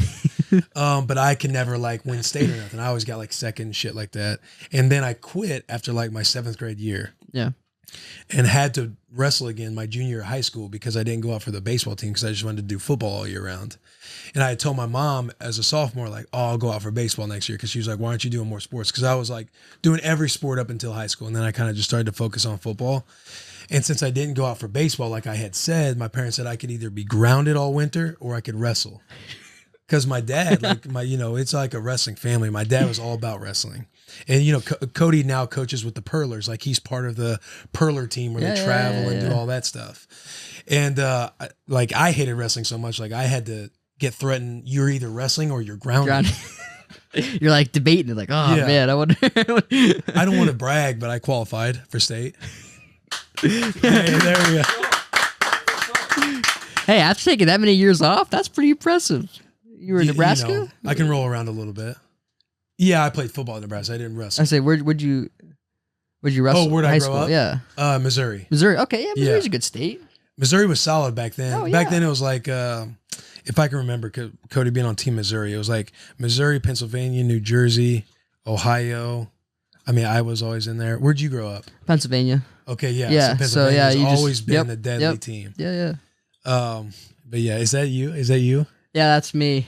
Is that the little guy? Yeah. My football play, my highlight. Were you a running back? Yeah. Okay, so you get after it a little bit, that low center of gravity.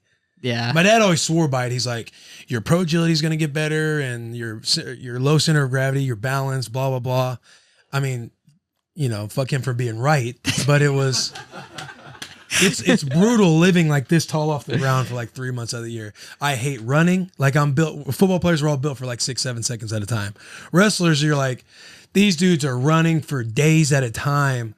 Not eating food. Cody's cutting weight. I wrestled 215, but I was 205, so I could kind of eat whatever you wanted. Yeah. I'm come in with a huge Subway or McDonald's or something. Cody's pissed off. Then my parents would get mad. Hey, you can't eat in front of Cody. Cody's got to make dude, it's tough, man. Wrestling just I have a bad taste in my mouth with wrestling growing up. Yeah, spitting in cups. I'm talking these dudes, if they're a little bit overweight, they're they'll go into the day of wrestling or weigh-ins like, oh, I'm good. I'm 5 pounds overweight. And you're just like, what are you fucking talking about? And then they just take the next 38 hours to run in sweats where they're duct tape around their ankles and their wrists to where they can keep all the sweat in. They're jump roping, they're running, they're sitting in saunas.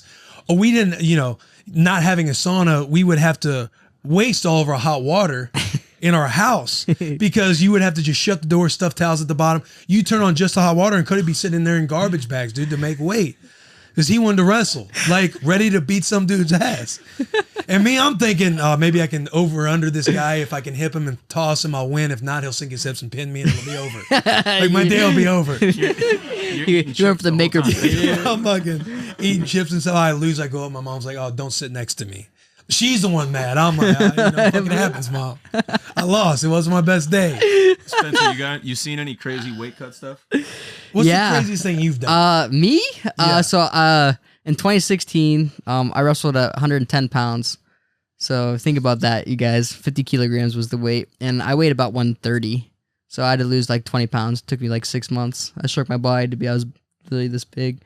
Yeah, it was the night before weigh-in, so I cut 5.5 pounds. Probably like 2 hours before weigh-in started. So I was like 115 and a half, went down to 110. Next day I was 125.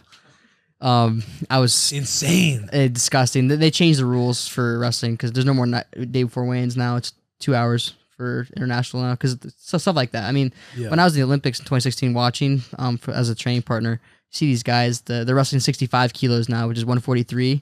And they were 125 pounders in 2016. In 2017, they're 143 pounders just because the night before weigh-in.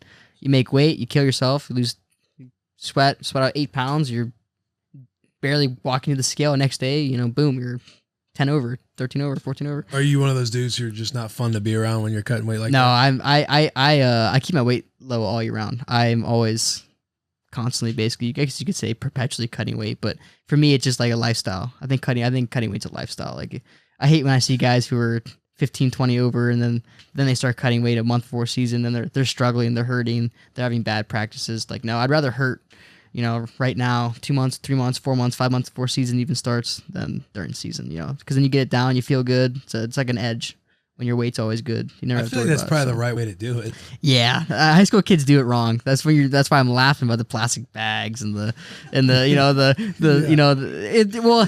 Well, when you're young, you don't know any better. I mean, I was telling Kyle about that when I was in high school, like I didn't know any better. My dad would tell me that you should work out before you weigh in. Break a sweat, lose like 1.5 pounds. Then you feel good. It's like your warm up, and then you re-warm up after making weight. But high school kids, what they do is they just don't eat anything the day before. Then they don't eat anything the day of. Yeah. They don't drink anything the day of. So you weigh in at like 7 p.m. You wrestle at 8. You haven't eaten or drink anything all day. Then you stuff yourself with food and water. Now you feel like crap before the match. Shitty food too. Dude, they you're like ready to get whatever because you're the one picking. Like your parents aren't there. Like, and you guys are so good at just validating what you guys are doing. Stupid. Like it'd be you go out there, you're gonna tech the guy. Like it would be, don't pin him too fast. Work on your stuff. Go out there and tech him. Like start working on stuff. Yeah. Like don't just pin it. Like that's easy. Like you'd get, not me. He's like hip toss. Yeah, it's not me. Lat drop over there. But that's how it was. I assume it was the same thing for you. Like you're gonna tech these dudes, so you kind of just go about your life however you want because you're just gonna beat the shit out of everybody. Well, I get pretty nervous for every match, so I took everyone almost too seriously. I'd be wrestling in high school. Oh yeah, I mean, it doesn't matter that I was a 3-time world champ in high school, and I was undefeated in high school, and I'm wrestling kids that are, they don't know pretty much, they're like 1-time state qualifiers maybe at the best, right? Take it easy. I just said and so I would take him. I treat every match like it's the Olympic finals. That's how my mindset was always. But I'm rattled right now. I don't even know Do you have many matches ever even go the distance? Like yeah. In college, I had a lot. I mean, I'd lost 5 times. So, but I don't know. I mean, when I was in high school, I probably only had like 10 matches out of like 150 go the distance. So over 4 years. I was reading something, and I don't even know if you even care to even talk about this. But I was reading somewhere to where it was talking about the company you could be entering by winning the 4th and just how you've measured up so far throughout your career. But you have your 5 losses, and when somebody brings like a Kale Sanderson who went undefeated, no losses, year, yeah. Right? And people then talk about the style you do it too. Like you're known as, I would assume I'll go ahead and say it, the Mount Rushmore of like scoring, like very fast, very high scoring. You were like averaging over 12 points a match last year, which seems incredibly high. I don't know where I'm going with this. Are you asking me where I put myself? I kind of want to. Well, I haven't won yet, so how can I put myself? That's true. And so I don't want you to have to say anything that you know, I don't want to just put that stuff out there because I know you are still in college. Yeah. If you were a pro, like I would really be trying to get that out of you. Absolutely. But I don't want to do that because the brands. I don't need any of them boys at my front door. You know what I mean? I don't know what kind of shape Manning's in Nebraska, but I don't know if I can count on them to, to help me out there. Rowback, shout out the boys at Rowback. Before I read this ad, let's read the message that they sent the boys. It said, Will and Taylor, thanks for the opportunity to sponsor the show. The last read was epic. The whole office loved it. Thanks again, boys. Feel free to go off script. I'll do my best. Rowback Activewear. You all know Rowback. Best fit, best feel, best vibe. Hey, there's my one-off. There's my improv. Rowback dropped new performance polos just in time for football season, just in time to watch the boys. When we say the designs are fire, we mean it. 3 fire emojis. Don't do a 4th because it makes the text small. Keep 3 emojis so the fire stays lit and fire stays high. So if you're hitting the golf course or need a fire polo for a night out with your girl, Rowback has you covered. We've worn these polos 100 times, and the colors look brand spanking new each and every time, and the fabric is just so soft. Rowback's gear is popping up all over the NFL, from our boy Quentin Nelson, who's about to take an L this weekend, to the Bengals DN Sam Hubbard. Rowback quickly is becoming the go-to activewear in the league and the boys on the bus. They're fresh off 2 of the biggest apparel sponsorships in all of college sports with Notre Dame's Kyle Hamilton. Is it Hamilton or Hamilton? I don't know, but I would guess Hamilton. Kyle Hamilton, baby. Shout out the boy and shout out the boy at Georgia. Quarterback JT Daniels officially joining the Rowback fam, Rowback U, this past week. It's fair to say Rowback's gear, again, is popping up all over the map. Luckily for you guys, Rowback just restocked their performance hoodies. And I'm not kidding when I say these are absolutely the softest, highest quality of hoodies in all of the land and in the game. The material is actually out of this world soft, and the stretch is unmatched.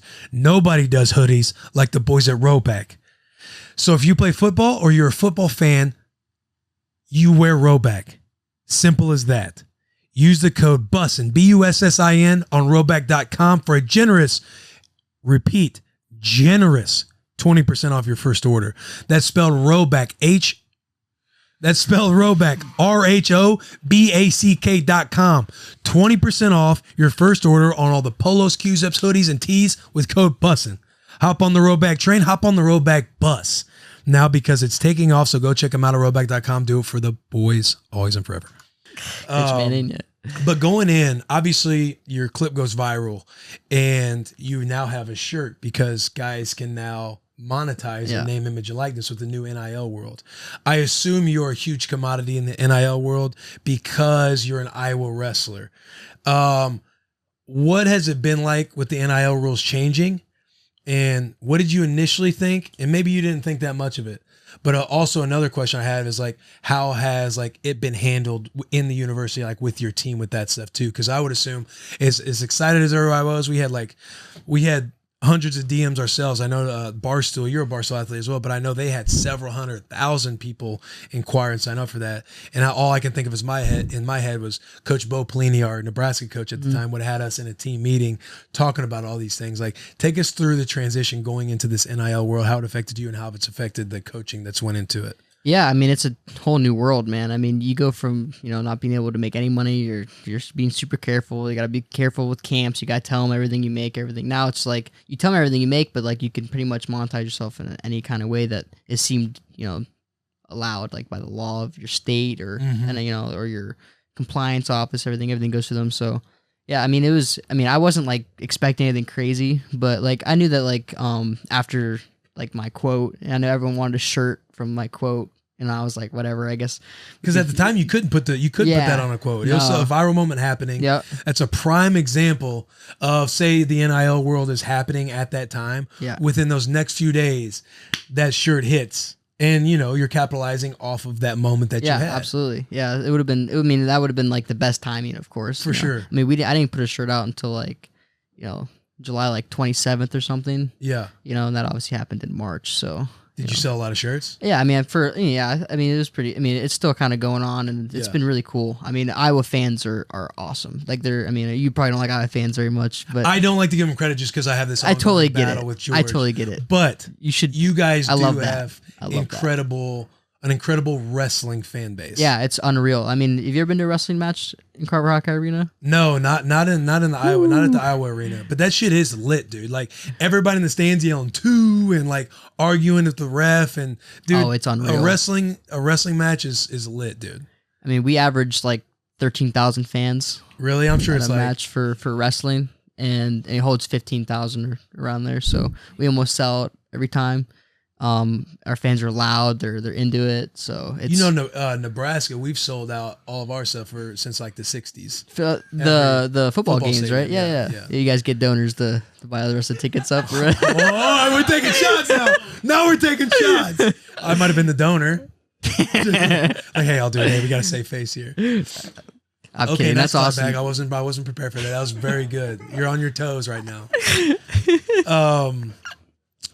Where can you get the shirt? Like, where can people buy the shirt if they want to go get are they available right now? Yeah. I mean, there's the Barstool shirts, on the Barstool website. They store.barstoolsports.com.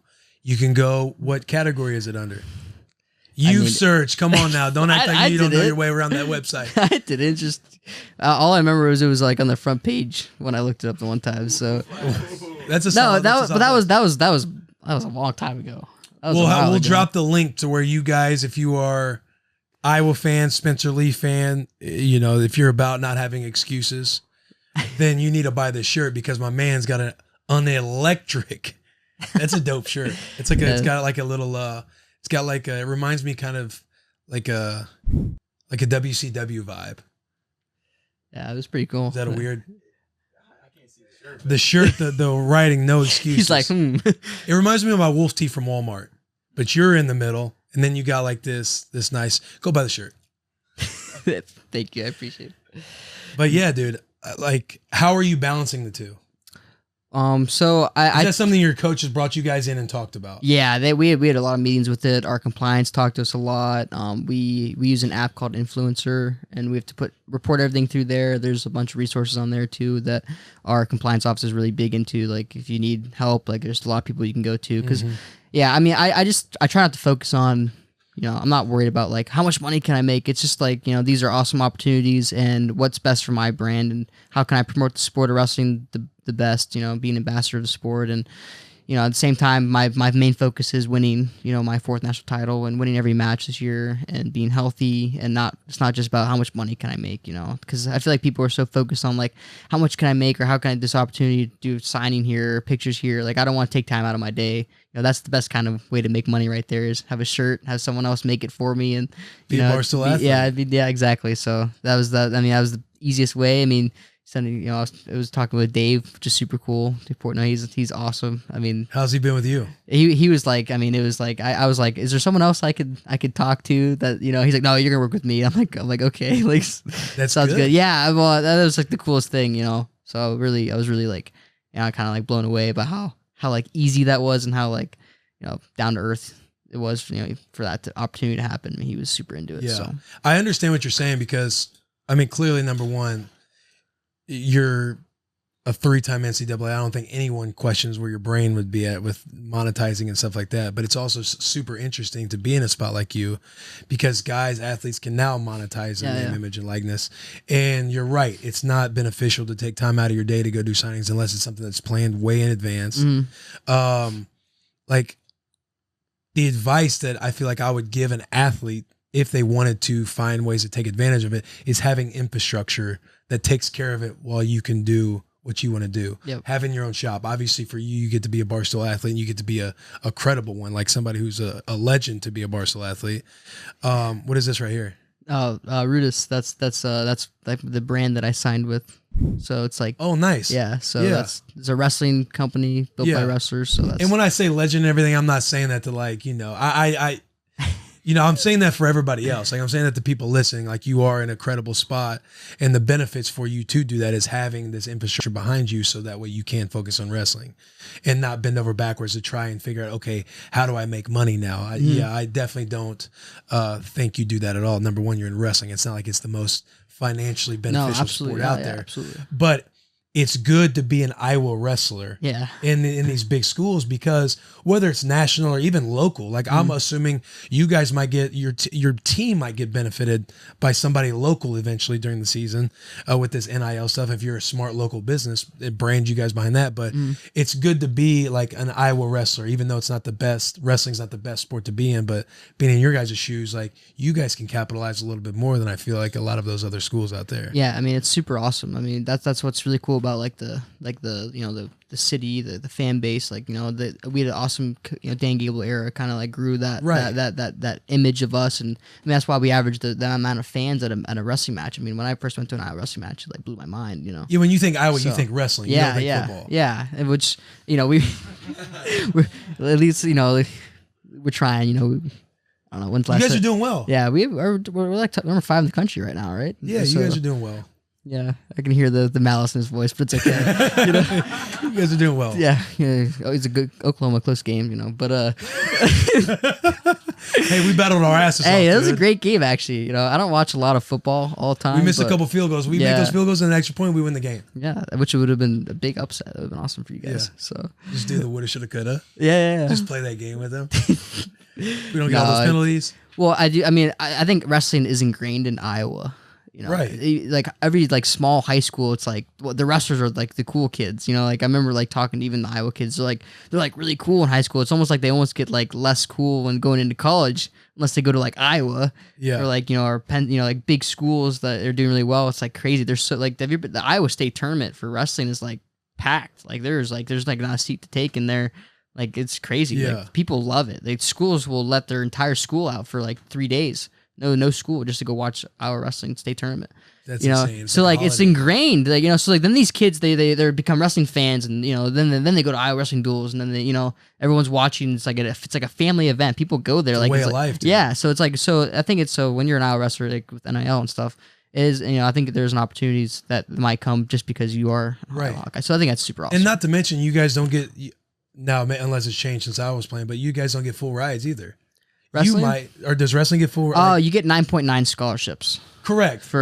Some guys might be a full ride. Yeah, like you might be a full ride guy, right? There's 36 spots on a roster, so that's it's hard to get a full Some ride. guys get divvied up. It's not like it's not NFL. It's not like college football, or college basketball, college volleyball, even where you get full rides. Yep. It's kind of like baseball, where you get a certain amount of scholarships. 9.9. There's a lot of partials that go around. So if you can still benefit from that way. Like, are you a full Scully guy now? I mean, I have. Am I allowed to ask him that? Am I allowed to I do have a scholarship, so okay, all right, yeah, okay, yeah, that's a good answer. I do have a scholarship, but say like the hypothetical is that Spencer Lee does not have a full ride scholarship. You're able to benefit off of rules like this, whether or not we know you're not focused on it, but you're able to benefit to help you offset those costs that you're paying to go to school. Well, I think I saw like an article about like Ivy League schools because they don't get scholarships. I saw that they're trying to use NIL as like an opportunity where they can kind of make up that gap from other schools for like recruiting purposes even. So I think that's like a really good way of putting it, like just like that, because like even it could help like us with recruiting too. Like let's say we got a guy who's like a full ride guy and we got to get him, but like we only have a 50%. Maybe there's a way a university cannot help an athlete get their money, but I'm saying like if he's able to perform, he can maybe make up that gap of that, and then he's able to like not have debt in college, which I think is like obviously you never want to be in debt. So like I think it's the thought of going like, oh, all these athletes want to make money, versus like no, they're not making money, they're closing the gap on the expenses that they're paying to go to school when they don't get full rides like a sport like wrestling. Do you have any interest in doing anything else outside of wrestling, like MMA? WWE. I was like gonna joke because like Gable Stevenson he got signed to WWE. I was always joking. I was always gonna be like, you ever need a buddy, you know, hit me up, you know. But I never actually like meant that like for real. Would you? At WWE, I don't know. Why do they really want a 5'3", 130-pound man at WWE? You know, maybe one. Everyone goes. Everyone. Hey, see, so I was just gonna say that. Everyone goes. Rey Mysterio. You know, he's like 5'6". You know, I'm 5'3". You know how much smaller I am than him? You know, I'm like 50 pounds lighter than him, and I'm 3 inches shorter. I'm just saying. Yeah, he hasn't been a world But you know his name. Everyone knows his name. Everyone knows who Rey Mysterio is. That's all we got to do is work on your mic skills. Yeah. You're a Barstool athlete. Now you're busting with the boys. Yeah, there we go. On that stuff. We get you rolling. Well, and I think I was. That's not happening. Yeah. Imagine me looking like a little roided up freaking leprechaun over there, you know. But I always think I was born to be a fighter. Combat sports, I've always been really good at like body awareness and like movement, and so I think MMA could be in my future, but like, I've never like thought of it. I never wanted to be a guy who got punched in the face for a living, but you know, if it's an opportunity that ever comes to rise and it's something that I feel is best for me, then like I would fight. I just don't think it's something you should, you know, be like, oh, I might fight. You know, that's not. It's a fight game. That's not something you kind of like, you know, joke around about. You got to be all in and obsessed. You either got exactly. You gotta want to like, you know, you gotta know you're gonna get hurt. You're gonna get hit. You know, it's not something you're just gonna go out there and just murder everyone. You know, unless you're like, you know, I don't know, like a Habib or something. But he's a different breed. You know. But have you dabbled with MMA at all, like in any of your off-season stuff? Well, my parents did judo, so like there's some grappling in judo, kind of like jiu-jitsu on the mat with judo. So like I know how to defend myself, but I don't know how to strike. I don't know any of that stuff. So if I ever did it, it'd be like the only thing I'd be proficient in would obviously be wrestling as like a martial art. So. Shoot, we got Michael Chandler, bro. We could just hit up Mike. He was a wrestler, Missouri guy, right? Yeah, so. Yeah. Speaking of, what was his name? The one who went to WWE? Gable. Yeah. Yeah. Is he also a college athlete while doing WWE? Yeah, he's gonna wrestle in college this season and then go WWE after, I think. So he's not doing anything WWE now or in season. I think they're gonna just use his name, his likeness, and he's gonna, you know, I think he's only gonna do home matches for him. And I think he said the only away match he might wrestle would be Iowa, which is awesome. Yeah. Then so I think they're whatever they need to use him for that. I mean, he might do like appearances and stuff at events, but his goal will obviously to be a national champion again, and then he's gonna go into WWE and try and be a superstar. So that's pretty sick. Yeah, it's awesome. It's really good for our sport. I mean, if he keeps winning, it's good for us. I mean, good for him, of course, but like it's good for us. So, you know, that's my main goal is to have wrestling grow to be a bigger sport. I mean, it'll never be a big sport like football or basketball, just because the rules and it's, you know, what it is as it is. You know, that's why MMA. Why don't you think it could be as big as like a football or basketball? So if I grabbed one of you guys and made you watch my match and took the scoreboard off, could you score it? No. Now if I grab, sorry, I'm slow. Say that again. So if you grabbed one of them and I made them watch a match of wrestling. Oh, gotcha. I was thinking physically. I was picturing him and I took and JP out there at the floor. And I took the scoreboard off. Could he score it? No. Well, if I pull you into a MMA fight and you've never watched MMA before, could you understand what's going on? Yeah, one guy's getting punched in the face and the other guy's getting punched in the face, and if a guy taps or gets knocked out, who wins, right? That's why it's so popular. It's a sport where anyone wants football. I mean, obviously these sports are way, way more complicated. Like obviously football isn't just you throw a ball, catch a ball, run a ball, you know, but like it's obvious the ball wants to go to an end zone, the ball wants to go in a hoop, right? You will hit a baseball out of a field. Wrestling, it's like, okay, his hand didn't touch the mat, so that's not a takedown. That's not points. He turned away. There's no points, and he got away. You have to actually know the sport. So I think unless they like simplify the rules maybe in wrestling, which will be hard for wrestlers because there are rules like that for a reason. For wrestlers, we understand, but like for a fan, it's really hard. That's why freestyle wrestling isn't as popular because it's different than college. So you get into college, then you watch freestyle, and it's like, what's going on here, right? So I think that's the biggest thing for wrestling. Do you feel like the NCAA will ever go to like just freestyles since that's the Olympic sport? I wish they did, but I think it'd be impossible because in freestyle you're allowed to slam a guy as hard as you can on their head, and there's no penalty. You get rewarded for that. And folk style you get disqualified for that. I think that'd make it more popular. It would definitely make it more popular, but I think the way are kind of like the sport is in America and how people are. I mean, imagine having a a little kid go out for wrestling, he just gets suplexed on his head. And, that's true. Kind of because imagine you're wrestling a kid who's been wrestling for 4 years and he knows about it. He's pretty good, and a new kid comes out and he doesn't know what he's doing. Gets doc suplexed right on his head. What's a mom gonna think? Oh my god, my son, right? Yeah. So it's like that's kind of why I think folk style kind of developed. I don't actually know why, but that's my theory. I think that they wanted rules that were safer and easier to like watch and anyone can do rather than like you pretty much could break a guy in half. Yeah. I don't know shit, but I feel like that's a good theory. I do. I feel like that's he's kind of. It seems like he's thought about that. Yeah, I thought. I mean, I want to grow the sport. What rule would you change in folk style to make it easier to watch? What's something that you would be like, I would change this rule if this was the first one? Maybe a push out rule is kind of the big thing everyone wants. It's like you push a guy out of bounds, you get a point. That's a rule in freestyle. So like if your foot goes out of bounds first, that's a point. In folk style, a lot of times, guys, the rule is if there's any point of your body in bounds, that you can continue to wrestle. So if I just had my finger in and we're just out of bounds, you can keep wrestling. Right. The ref will only blow it out when both bodies have left the mat. I think that's really complicated. There are rules like, if you're on your back, stuff like that. In freestyle, if your back exposes, points are scored. In folk style, you have to hold them. So it's just, there's like little differences like that. But I think a push-out rule is pretty simple. You can understand that like if I push you off the mat, I get a point, right? So. Yeah. What else? I mean, wrestling in the old, like way BC when it was like one of the first sports. I mean, I think the rules then were like you had to make a guy tap, like you say quit. BC? Yeah, talking like before Christ right now. I'm talking like oldest sport, like wrestling. I think because wrestling was like super popular in coliseums and stuff. Yeah, people would wrestle and people would fill up stadiums for wrestling, which and I think the rules then were either like 3 takedowns, which means you just had to like take them down to the ground, or it was like you had to make someone like tap or like quit. So like you had to like impose your will on someone. And I don't know if that would make it more popular, but I was always like kind of thinking like what made it so popular back then, and like those are very simple rules, right? Right. You can understand that. You want to go Old Testament on? Yeah, I mean you could. I mean whatever. Well, I mean I'm not saying that, dude. but like I'm saying like it was obviously. I mean different eras, of course, but like. If it's man simple, man. if it's one guy is beating another guy. I mean, when it comes to rules, I mean, I take advantage of the rules today. Like I score a lot of points in like turning people in my wrestling, and that wouldn't really do anything in the rules I'm saying. So it wouldn't benefit me at all. It would actually hinder me, to be honest, because I score a lot of points really fast because of the way the rules are. And if it was just like impose your will on someone who's tougher, like that would be different, Yeah. So I don't know. That's solid. Yeah, I like the push-out rule. NCAA should listen to that. Yeah, well, they've been talking about it right as of now. Yeah, it sucks. Like, saying the legend, all that stuff. Like, I know you got to go win the Natty this year. Yeah. Like, I know that's your goal. I know that's your goal, not to like downplay or anything else.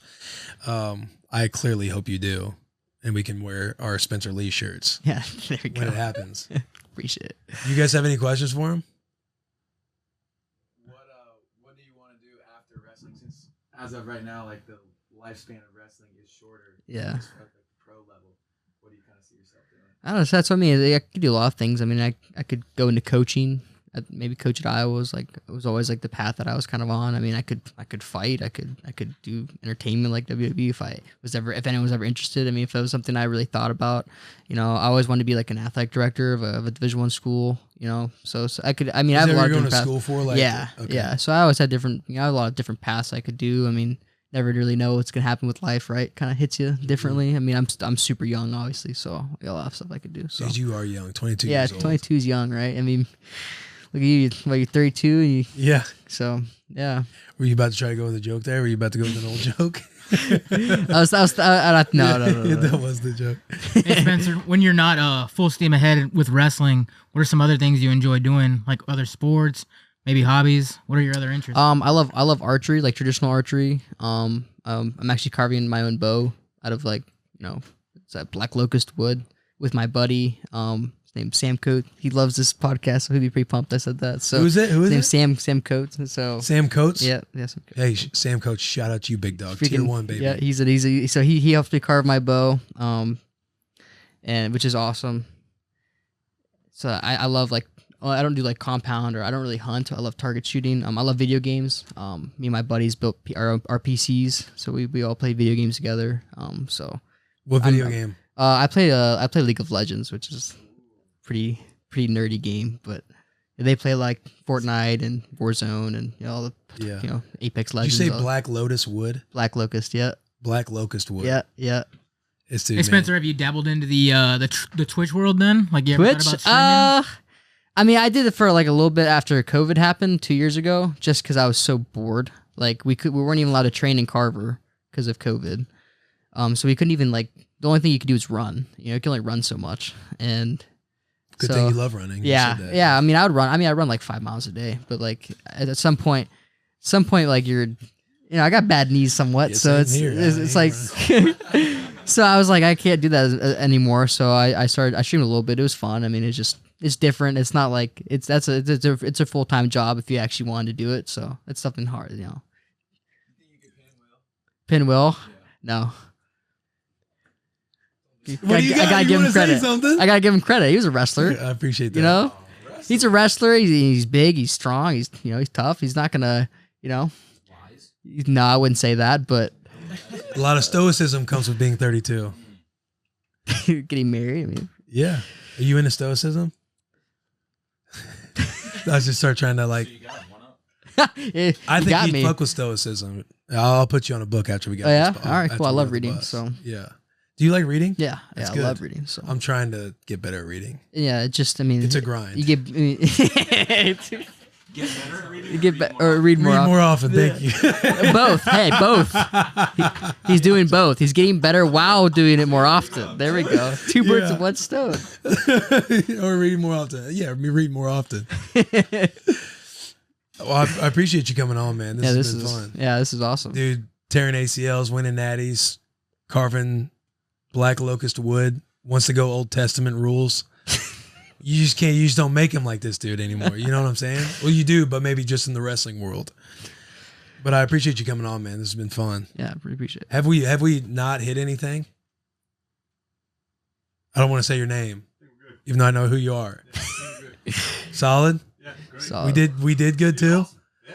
All right. Spency's got his chaperone here. No, but thanks, man. Go to again, if you want to support my man Spencer Lee, you heard us talking about 9.9 scholarships get divvied up on the wrestling rosters.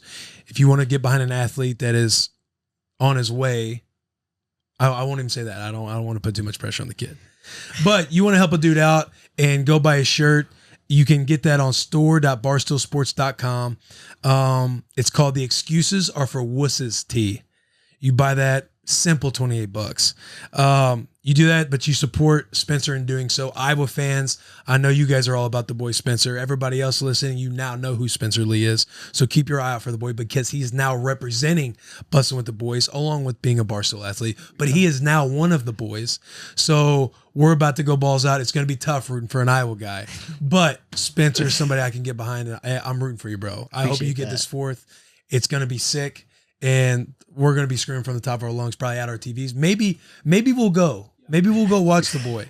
That could be sick. When are the national? March 19th, I think, to the 21st. I think we're free that day. Yeah, we might be. I think you already know. That would be sick. Get a little section. Oh, hey, brain's going. We'll have to figure something out. But hey, good luck, man. I appreciate you for coming on. Did you have fun? I had awesome. This is a blast. I love it. Yeah, shout out the Nebraska Cornhuskers. Subscribe and rate 5 stars. Bussin' with the Boys YouTube. Comment in the comments right now. Be a fucking wolf.